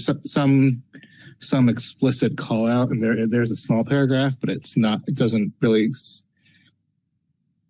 take into account the concerns of undue burden, I guess. And I want to be clear that this needs to, it can't be a huge weight on staff to do this. And I think that is I think that isn't really an implementation thing. I think that is a policy thing that we say, needs to be as limited touch on the staff as possible. So I would want to maybe wordsmith some things there, or at least make it known that that's what we're interested in. And then also have an implicit understanding amongst us when the first monitoring report on this is going to be. So I can tell you part of the conversation with the leadership team has been about this exact issue, how to minimize the impact on staff.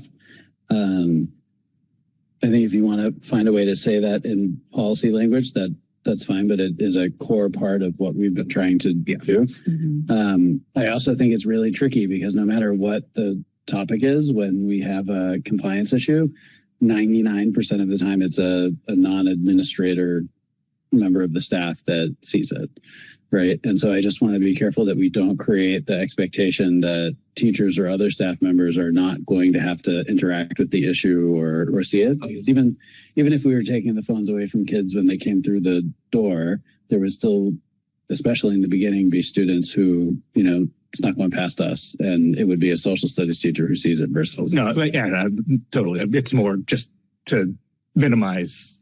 No, never getting to zero, never even close to zero. Just okay. Yeah.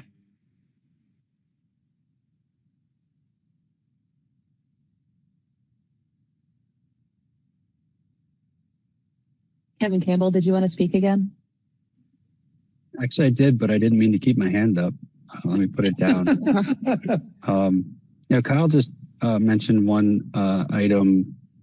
I wasn't thinking that this would be a policy that we would monitor. I don't think this is going to be a board policy, and that we're just reviewing an administrative policy similar to other administrative policies that exist. Can we get some clarification on that, John?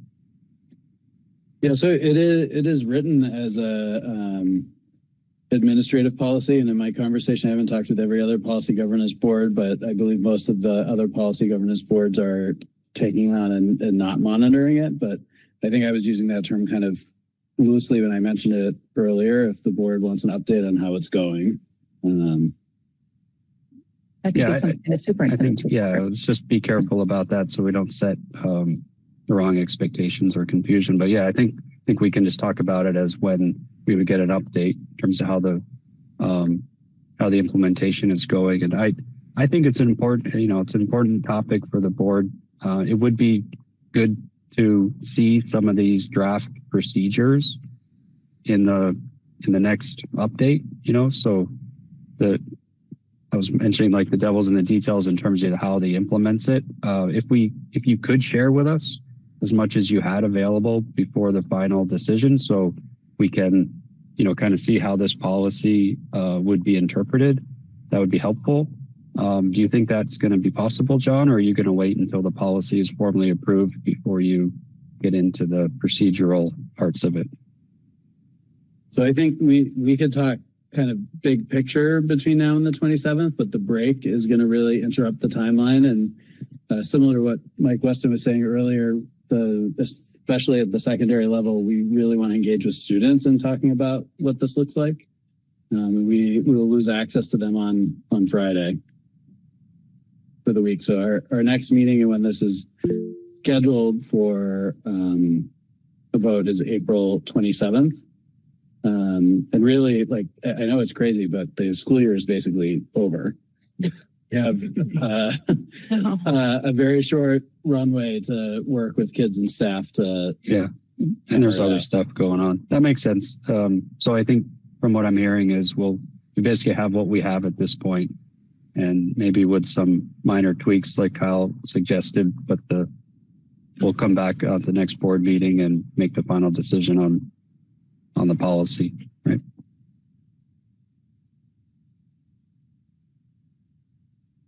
Edie. Sorry, I do have one thing. I'm not sure. Is field trips part of the model policy? How is during a field trip different from bell to bell? Because a field trip is during the school day. Yeah, so if I'm remembering correctly, the model policy detailed field trips and district so the language that we have for those 4 points is taken from the model policy. And so under the administrative responsibilities, number 4 on the model policy is details regarding supervision on field trips and on district operated after school programs.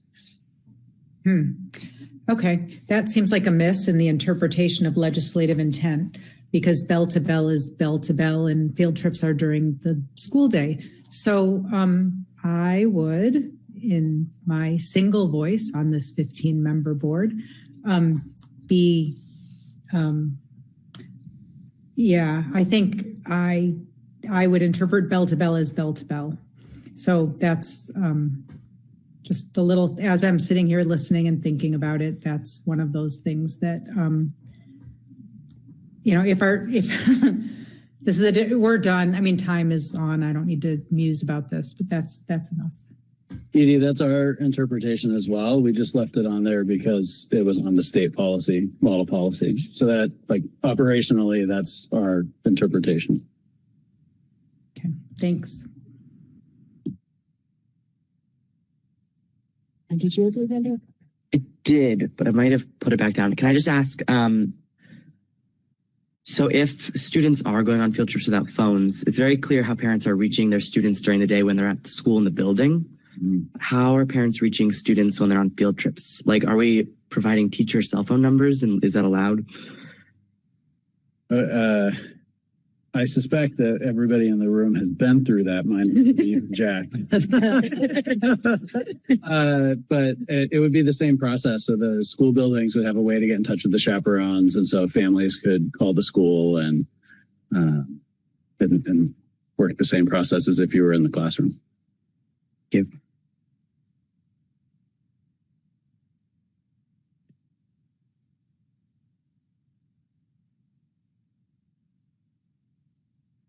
Being is very simple. It is. I'm just going to say I'm going to have a hard time supporting this policy as it's currently stated. I think my comments about the difference between pre-K through 8, 9 through 12, I'm frustrated myself for not recognizing that the model policy explicitly talks about students. I think I think it should be a school policy, not a student policy. My one vote's probably not going to change anything, but that's just kind of where I'm sitting right now.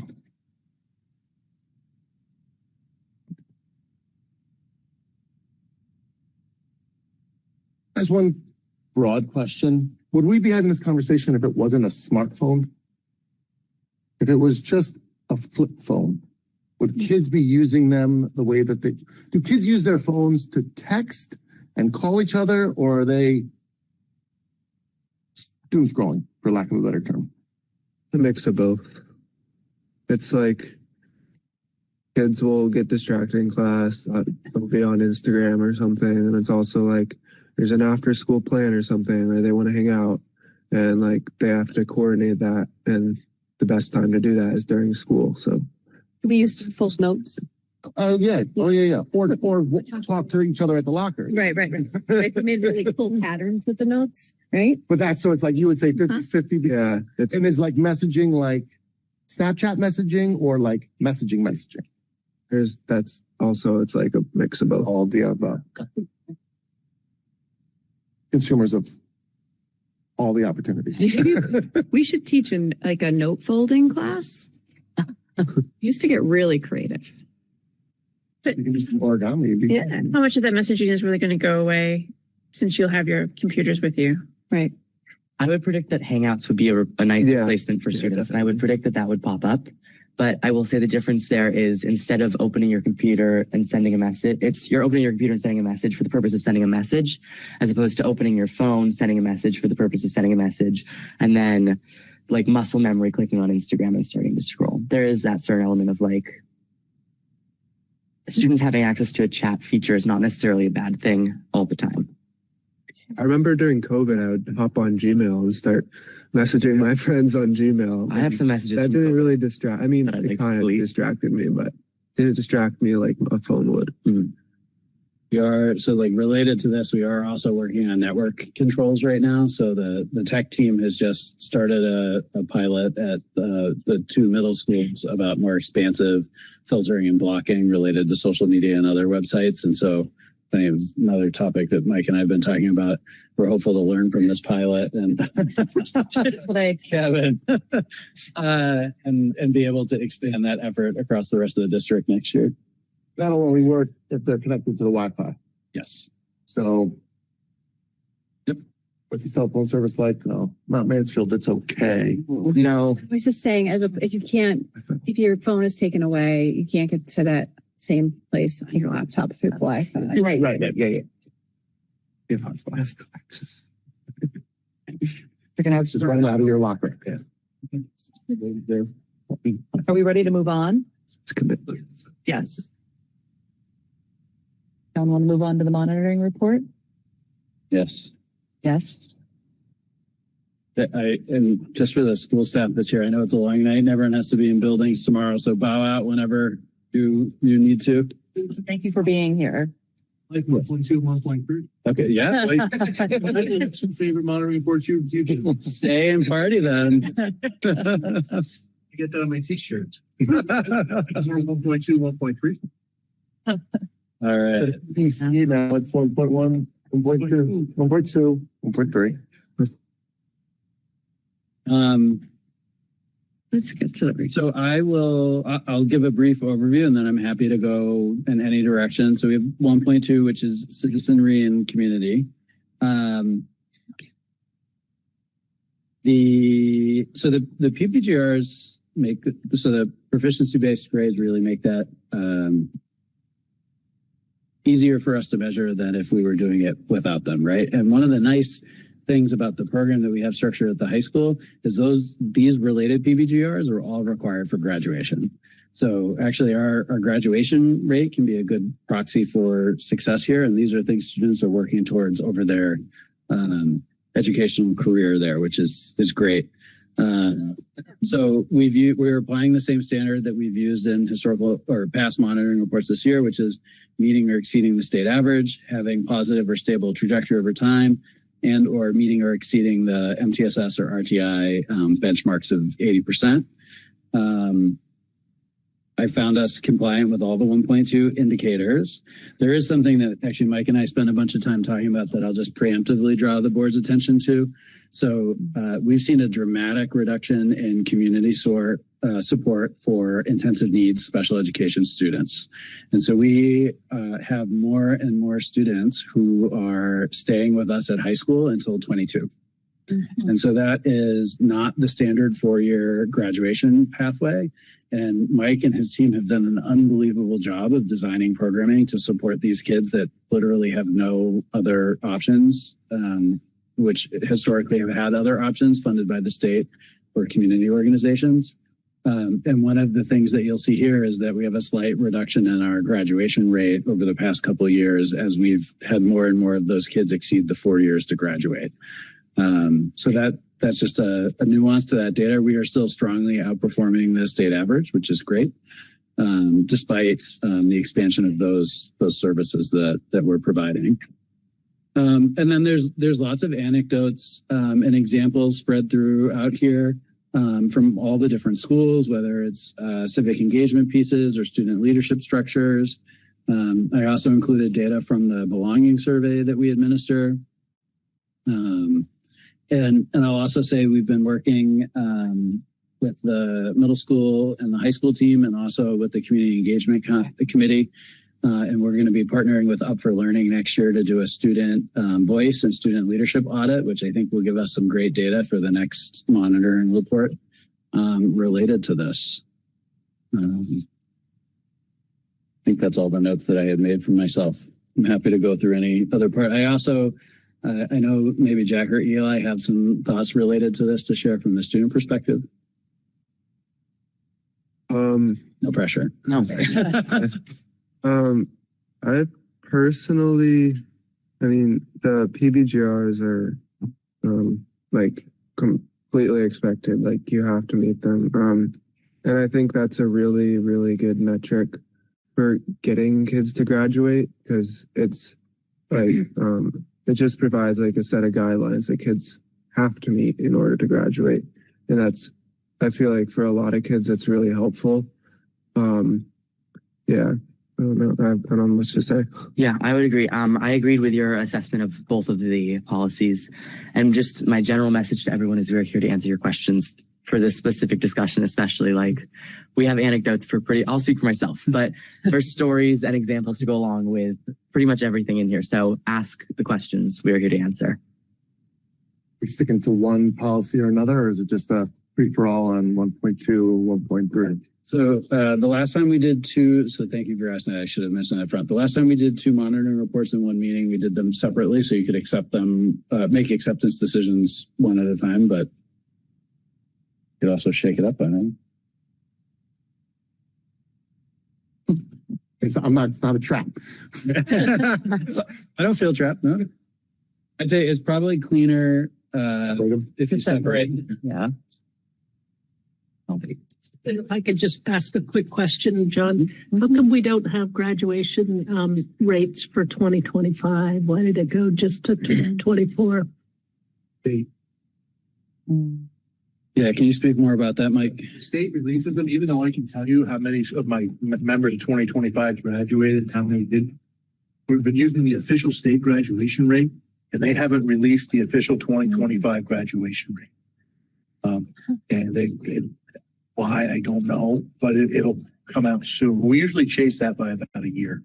So if you look at annual reports, you'll see usually we're a year behind on that graduation rate, and we use the state's number. Can you give us an idea of what it was? Yeah. I think by my count, we're much closer to 93 or 94 last year. That's great. But, Thank you. But what I don't know is sometimes you have students who are identified as being yours, like who could be a VAL student, who could be a student somewhere else that I'm not aware.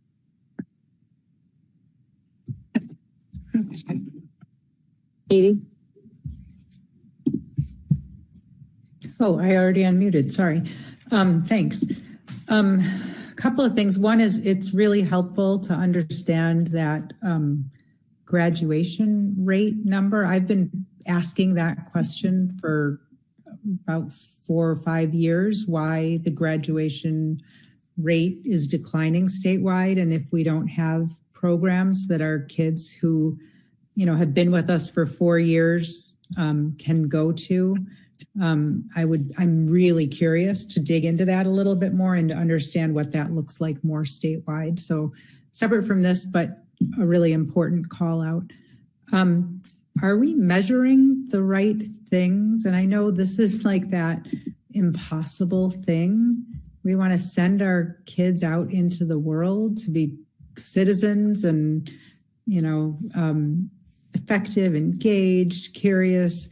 And all we can measure is our kids in our buildings.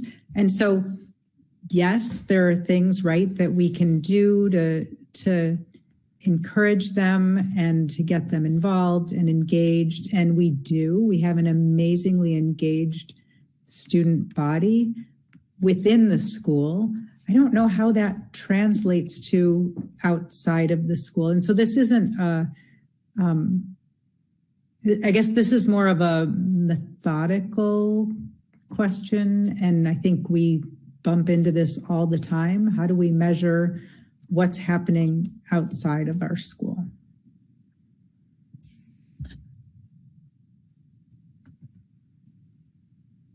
This is of a point on that and of the discussion we had at the retreat.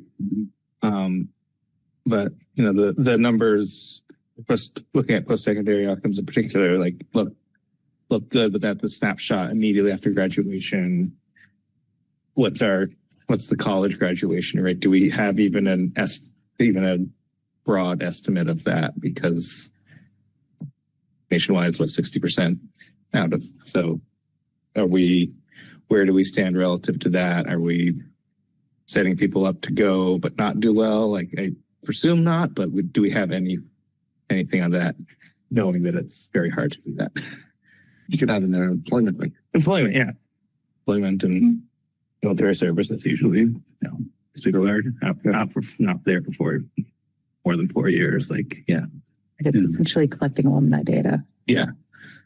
Yeah, so we don't have collection mechanisms for that yet. I mean, I can tell you, I've seen him do it many times. When Mike sees an alumni, the first thing he asks is, or maybe the second thing he asks is how well we prepared them. And so I think we have those kind of anecdotal pieces. This is actually, if we want to look at models for this, the public school world doesn't have great models, but the independent school world does. And really it just requires staff to be able to maintain alumni connection and track data over time. The independent schools that are really honest, though, will tell you they have a real volunteer bias, to use that term from earlier, because what they see is periods of time where the people go dark and the participation rate drops over time. And the question that they always struggle with is, like, are we not hearing from them because they're not doing well? They're not sure. So you're saying we need an endowment? Keep one up. Yeah, I would love an endowment. I think, you know, VSAC does collect some data for us, but their data collection has been, I mean, I would say declining over time, like the amount of data that they collect, and it's just a sample. It's probably tied to people that access VSAC funding. Do they do that more broadly than the funding, Mike? Do you know? The front end, it's everybody. You know, that survey of the graduating seniors that Eli will take in about a month. It's everybody, but the after, we struggle to get that data about how many of our students are graduating. You know, we have ideas about trying to keep email addresses because we have to take their email addresses, but I think we found a way to have them keep them and we don't have to pay for them. So maybe I can keep reaching out to them, but it's going to be catch as catch can, you know what I mean? Which is what John was saying about the private school. I'm just going to say one quick thing, but you all have a great alternative program at the high school that many kids who don't make it across in 4 years make it across somewhere year 4.5, year 5, year 5.5. Maris and Ethan do a really great job of pulling those kids back. Not there anymore. So Ethan Curtis. Oh. So I do want to say that we talked about that. If the student, you know, if we still have that student in June, yeah, usually they'll disappear for a while, but they'll come back. I just and one today, and she just finished. You know, she'll get a diploma for this year. She would have been last year, but she'll get a diploma. So, you know, so that we try. Is there also, in terms of this, the graduation rate, there's a 5 and a 6 year graduation rate. It's not reflected in this. Or it might be, but it's not denoted year to year. Yep. So like I had a similar thought to Edie's thought, that when I look at what our ends are and what this policy is, I think it's really lofty, but it's really hard to track once they leave the building.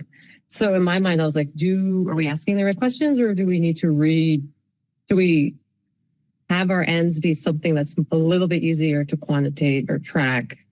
Because it's like, You read it, it sounds great. I love it. I want all of our students to leave that way. But the second they leave our door, speak to what Mike was saying, it's like it's very hard to continually get data. We can't even get data on college graduation rates and all that stuff. So like, how are we actually going to meet our ends if our ends are like to become these amazing citizens when once they graduate from leave our building, we can't keep tracking. So like maybe it's time for us to visit this idea and like make it so that it's something that we can track. Yeah. And I know Mike has strong thoughts on this. I think. Strong. I just want to say one thing. Yeah. It's at 39th, right? Yeah. On 839. I think one of the things we do to access this N and to access this PVGR is we look at the community the students in. The students' community is MMU. Yeah, they might live in Underhill, but for the most part, we look at their, are they involved in their community? You all are involved in your community.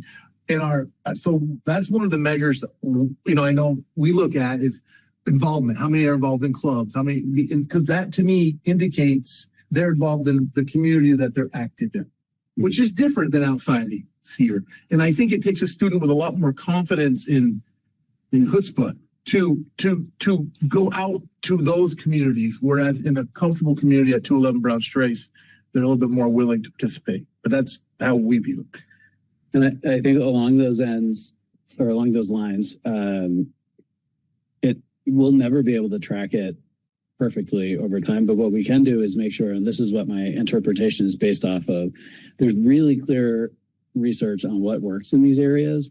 And so like the one that is always interesting to me when I look at it is the curious minds and respectful and collaborative approaches, right?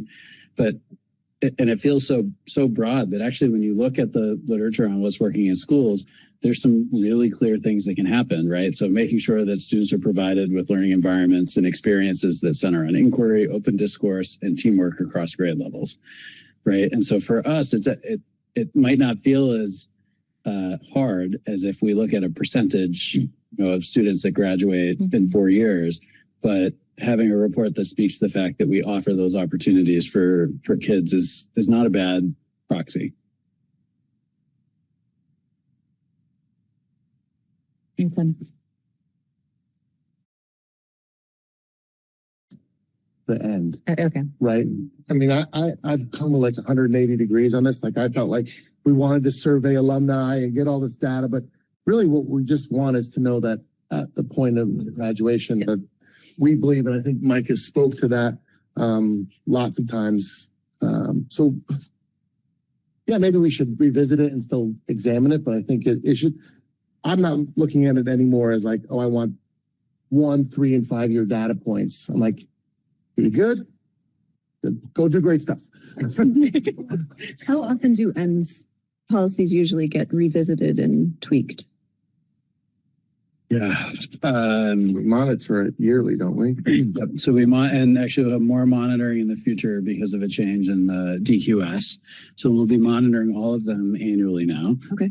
Starting next year. But in terms of revisiting, that goes back to that conversation that started a few months ago in the Community Engagement Committee about wanting to go to the community and say, hey, do these still fit? That's and I can't remember if Jeannie covered that in one of the policy governance trainings, but there's a sequence, whether it's like every 4 years or 6 years, having a check-in with the community is the recommended practice. It was a big linkage. Talk about it. Edie. I move that we accept policy 1.3. Second.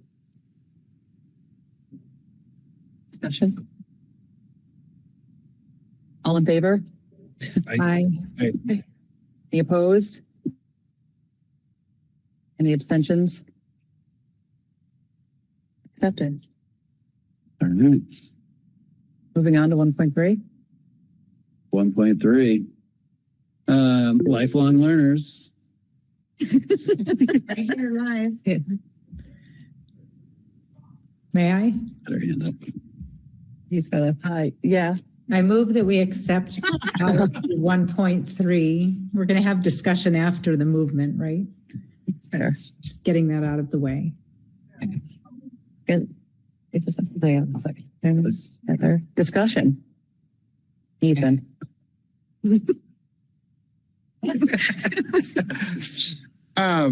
That's not here. Mike's gonna love this one. Jack and Eli, I need some anecdotal information. This is near and dear to my heart. Tell me about your personalized learning experience. Personalized learning plan experience. Starting in 7th grade? So I would say, and our advisors do a very good job of kind of sneakily imposing these PLP plans, because they're not always the most popular with people because they can feel a little monotonous or boring. Because when freshman year, you're told that you need to start collecting evidence that you're a good student for senior year, it can feel like very far away. But we do every year in our advisories, we make goals. We sort of go over like with our advisors one-on-one. At the beginning of the year, I had a talk with my advisor about what my goals were this year, how those came from my previous 3 years and like what I kind of learned from those and how I want to apply that this year. And then at the end of this year, I'll be doing a presentation. Any of you can come if you want, on sort of the past 4 years, what I've learned, where I've grown, and kind of like what I'm walking away with. And that's the whole PLP experience. Like very brief, like very like over the top, like overview. Yeah, it's like, it's not immediately obvious that you're doing PLP when you're doing it. And that helps a lot of kids focus on it. And I will say from my experience, I was on a 504. I'm not on it anymore, but I had like a special study hall where I'd go and do work, and I'd like get guided, and I had to do like stuff like that. And that was really helpful for me at the time. And I noticed it was really, really helpful for kids who are in that same environment. I don't have anything negative to say about it. Thank you.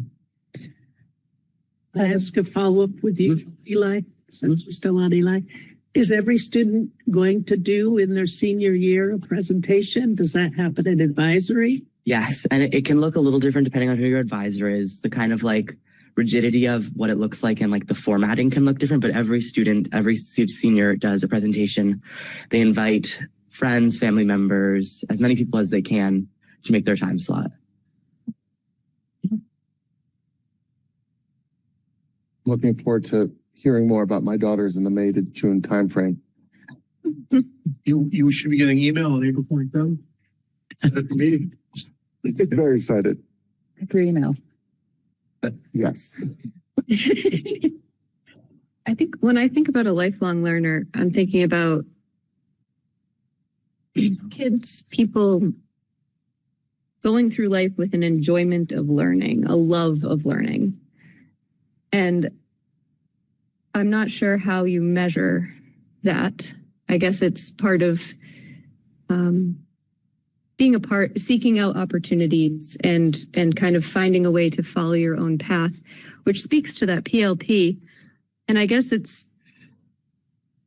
I like had like a moment of like, ugh, when it feels rigid or it feels imposing. I want it to feel like exciting. Like this is your opportunity, right? So I'm worried. I wonder like where the disconnect is, if it's in the presentation, which is not our purview at all, but that's where I go with that comment. I think a lot of what we heard tonight from community members, specifically talking about Molly and our incredible librarian here, we have faculty and staff who really foster that lifelong learning and that love of learning and that eagerness to really learn, and they find a way to get in there and do it. Both my kids are doing mini milers, and Christian came to mini milers last week with a printed out graph so that he could show the kids their trajectory, and he's got all the math data, and they're so excited about going and learning and running, and it's those really like nuanced little tiny experiences of that talented community that makes really amazing connections that's going to actually foster lifelong learning. Like that's where the meat is. It's not in making everyone take specific classes or do anything like that. It's really fostering a love of learning, because then you will become a lifelong learner. And I don't know how you measure that, but that's my 2 cents. I think my attempt to measure that is really about the 3 pieces at the top of the interpretation about inquiry, self-direction, and growth, right? And those are technical terms for a thing that you just described beautifully. And I also think the other piece that plays into it, you hit on as well, is the relationship, right? Like, this is a human enterprise that we're in, and all people. And so those relationships are so important. And that's why later in the report, we have that, I think it comes from VSAC, but the senior exit survey about students feeling cared for by their teachers. That's a proxy for measuring that.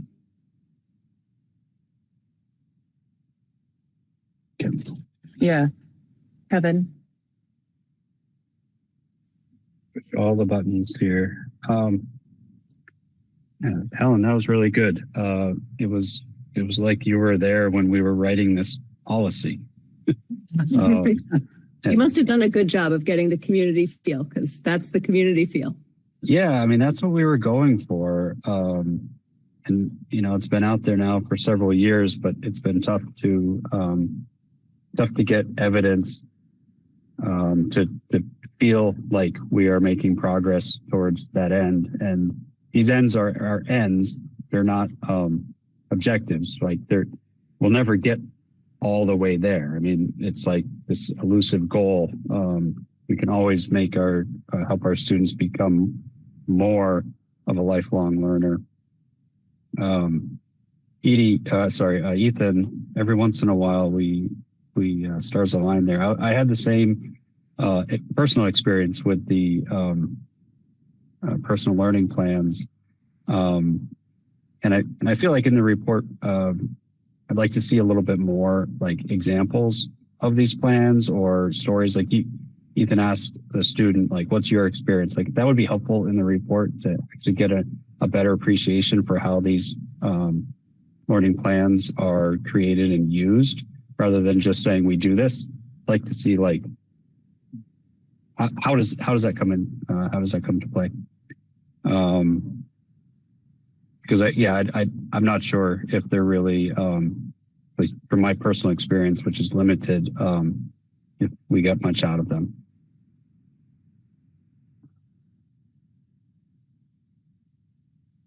That's it. Thanks, Kevin. Andrew.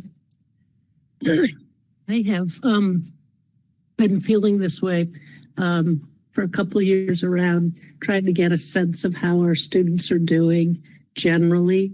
And I'm thrilled that we're now tracking belonging data across schools and multiple times throughout the year. But I also feel as though the engagement piece is a piece that I'm really curious about with students. Because, I've worked with students for years that really struggle to engage. So that tends to be a focus of mine. And in both of these two ends, policies or ends, I wonder if there's a way that we can get more information on engagement, because both of these are about, as Mike has said and other people have said, what we can look at is what's happening in our schools now. Right. So we can't figure out later. But if we can, somehow quantify how engaged the students are, and I think a lot of that will come from the students. Like, for example, you two are very engaged students. And I'm so grateful for both of you and your participation here. But that's just a wondering that I have. Is there some way we can start looking at that and really talking with students about it? Do you feel like you're engaged here? Where are you most engaged? What engages you? Just really trying to assess that, and also hearing from the adults that see them every day. But that's nothing that we can solve right now. But I just wanted to put that out because I have felt that way for a while. That those two pieces of engagement and belonging are just key to everything that we do. The more engaged we are, the more we're going to learn, the more we're going to, be curious, etc. So.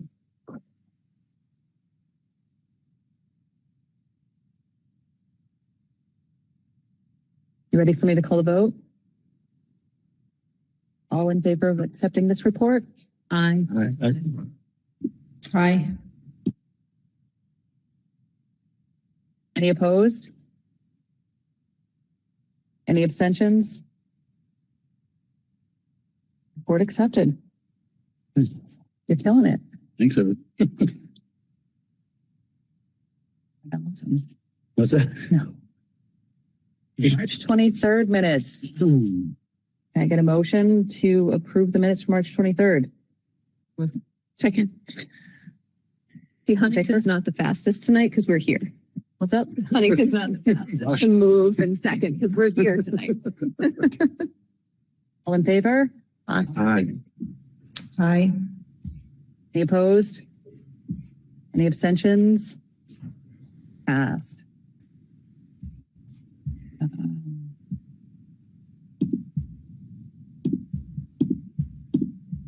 Can you remind me the intent behind board member reflections? That was talked about as a space for board members to share any thoughts or reflections on the meeting, Okay. both how it functioned or content. Anybody want to share?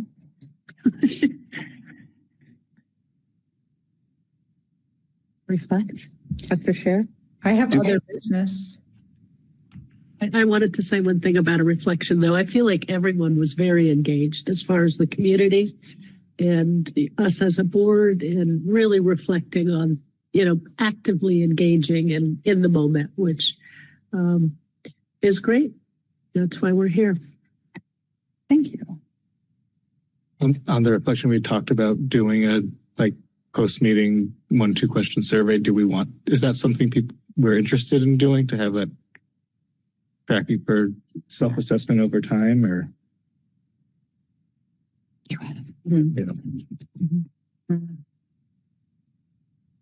Can we make a survey right now? I would be willing if that's something people are interested in doing. Here's my quick, immediate thought. Have the leadership team chat about it and come up with something so that's consistent for every meeting. Yes. And then we need to schedule that meeting, because I think we finally now have all the committee chairs. So we can bring that group together. So maybe we can send out a poll this week for availability after the April break. And then we'll bring that back. Probably not on the 27th. I do have one reflection. Sure. I don't know if you wanted me to put my hand up or not, but in community comments, when there was a comment about vaping in classrooms, that was, it popped my, it made everything kind of concern for me on that, right? And I would love for future information about those kind of things, whether it's part of the youth risk behavior survey or some other report coming back to us, just more information on if these are one-offs, if these are things that we are looking at regularly in our schools. So just future agenda item or future superintendent report or something like that would be important for me. I captured that for us, Edie. Thank you.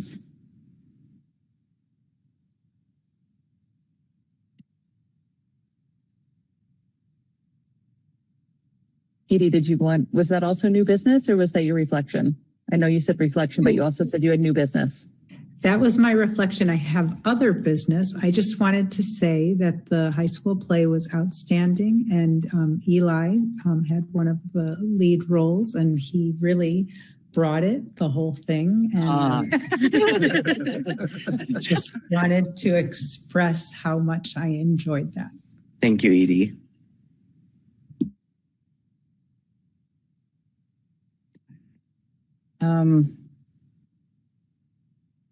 Subcommittee reports.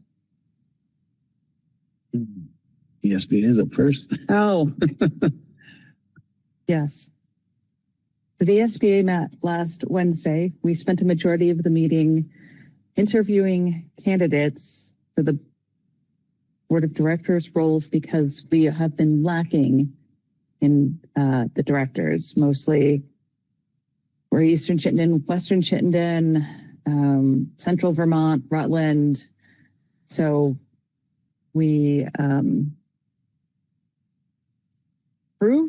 approved a number of new VSBA members that'll start at our May meeting, which will be in person.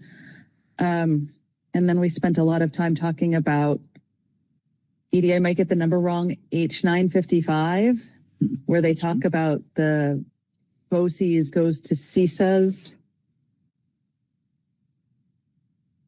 Is that my timer? Just like firefighter. The world. So we talked about 955 and how some of it is good and some of it can be problematic, because I think that's where, right, the redistricting map is in there. Plus, is that where the 118% goes to 112%? That's 220. Okay. Yep. I'm getting my numbers confused. So I'll have in my superintendent's report in our next meeting a kind of update on where we are related to all those. If people are interested, I'm always happy to talk if you see things in the news too. Right, because in this week's 7 days, there was a huge article on tax reform and ed reform. But yeah, we spent our time really interviewing people and talking about H955, how BOCES goes to CISA. And we do our own monitoring reports at VSBA. I'm really selling it, aren't I? Sorry, the other board subcommittees, community engagement, because I know you met this morning. We didn't meet this morning. Sandra maintains a list of community activities or opportunities to engage with the community, but it's also kind of crowdsourced. So we're always looking for people to go in, and if you are doing something in the community and you are wearing your name badge, if you could just, jot it down in a sheet so we can kind of track where people are showing up. Also, there's ideas of where you can show up. So we heard from the Deborah Rawson Memorial Library this morning. They are looking to have more of a relationship with us, given that they're smack dab in the middle of the property. So we'll be hopefully hearing more from them and getting a chance to meet with some of their directors at an upcoming meeting. Farmers market season is gearing up, and the select board in Jericho will have a table at the farmers market, which Sandra is going to spend some time at. Others are welcome to join her there. If you could all also just figure out what's going on in your communities with farmers markets, it's a great opportunity to put your name tag on and be out in the community. Certainly other great events over the summer, but farmers markets are a real convening of community members.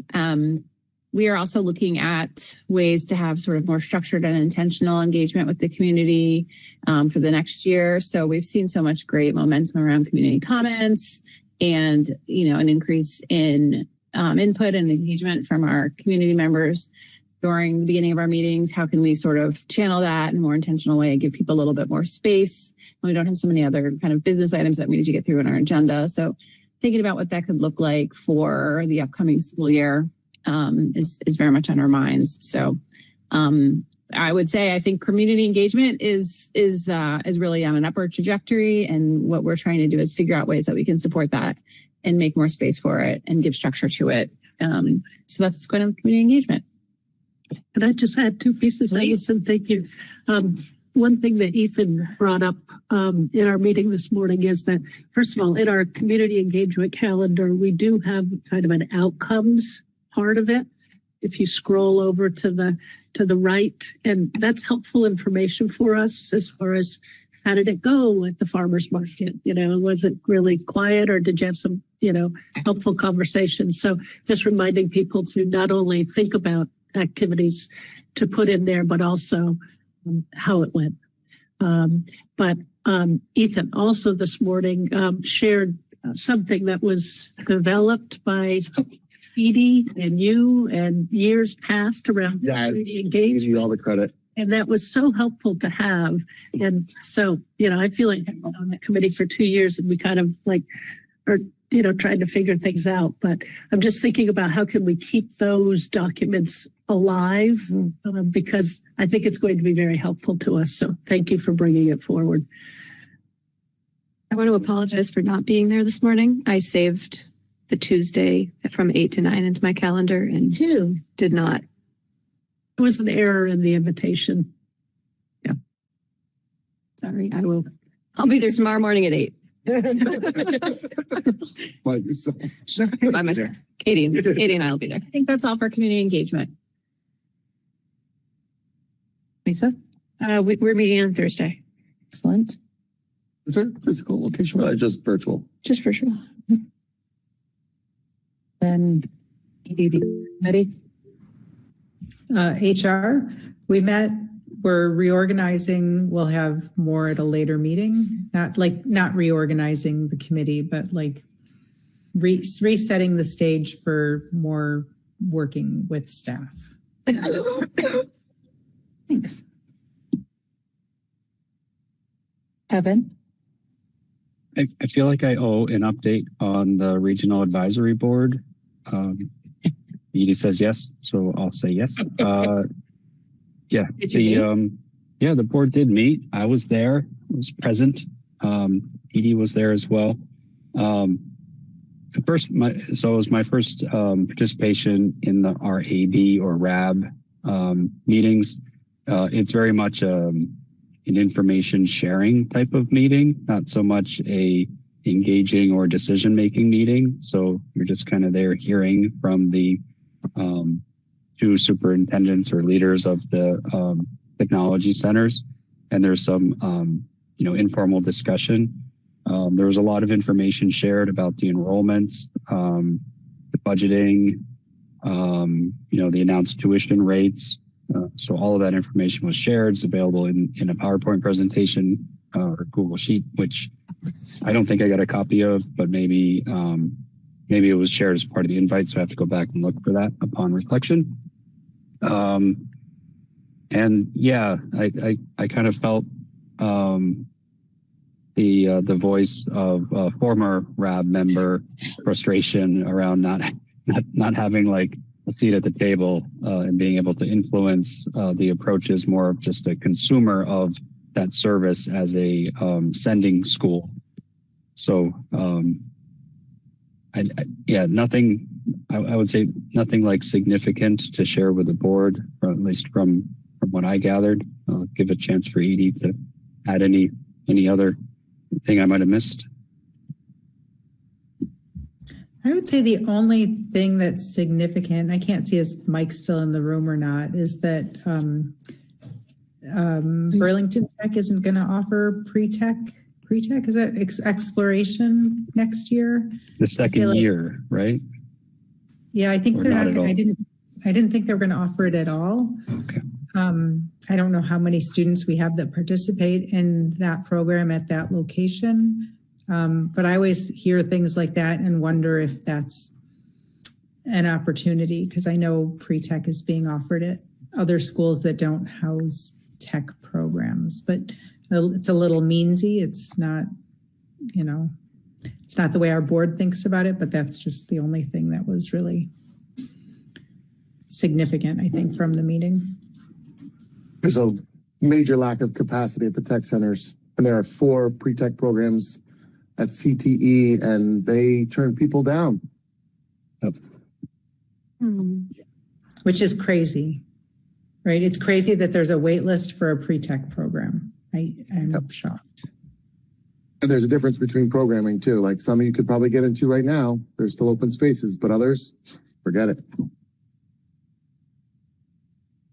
So Edie, and Kevin, I've also been looking into this pre-tech pause because there's an agency rule that's also part of this as well. It's Right. not just Yep. the supply and demand. Funding for the second year, I think, was interpreted to no longer be available, right? So in the past, you could attend that pre-tech multiple times, like maybe freshman year and sophomore year.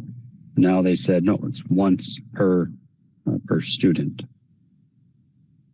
600 minutes per block, whatever that is that they schedule out.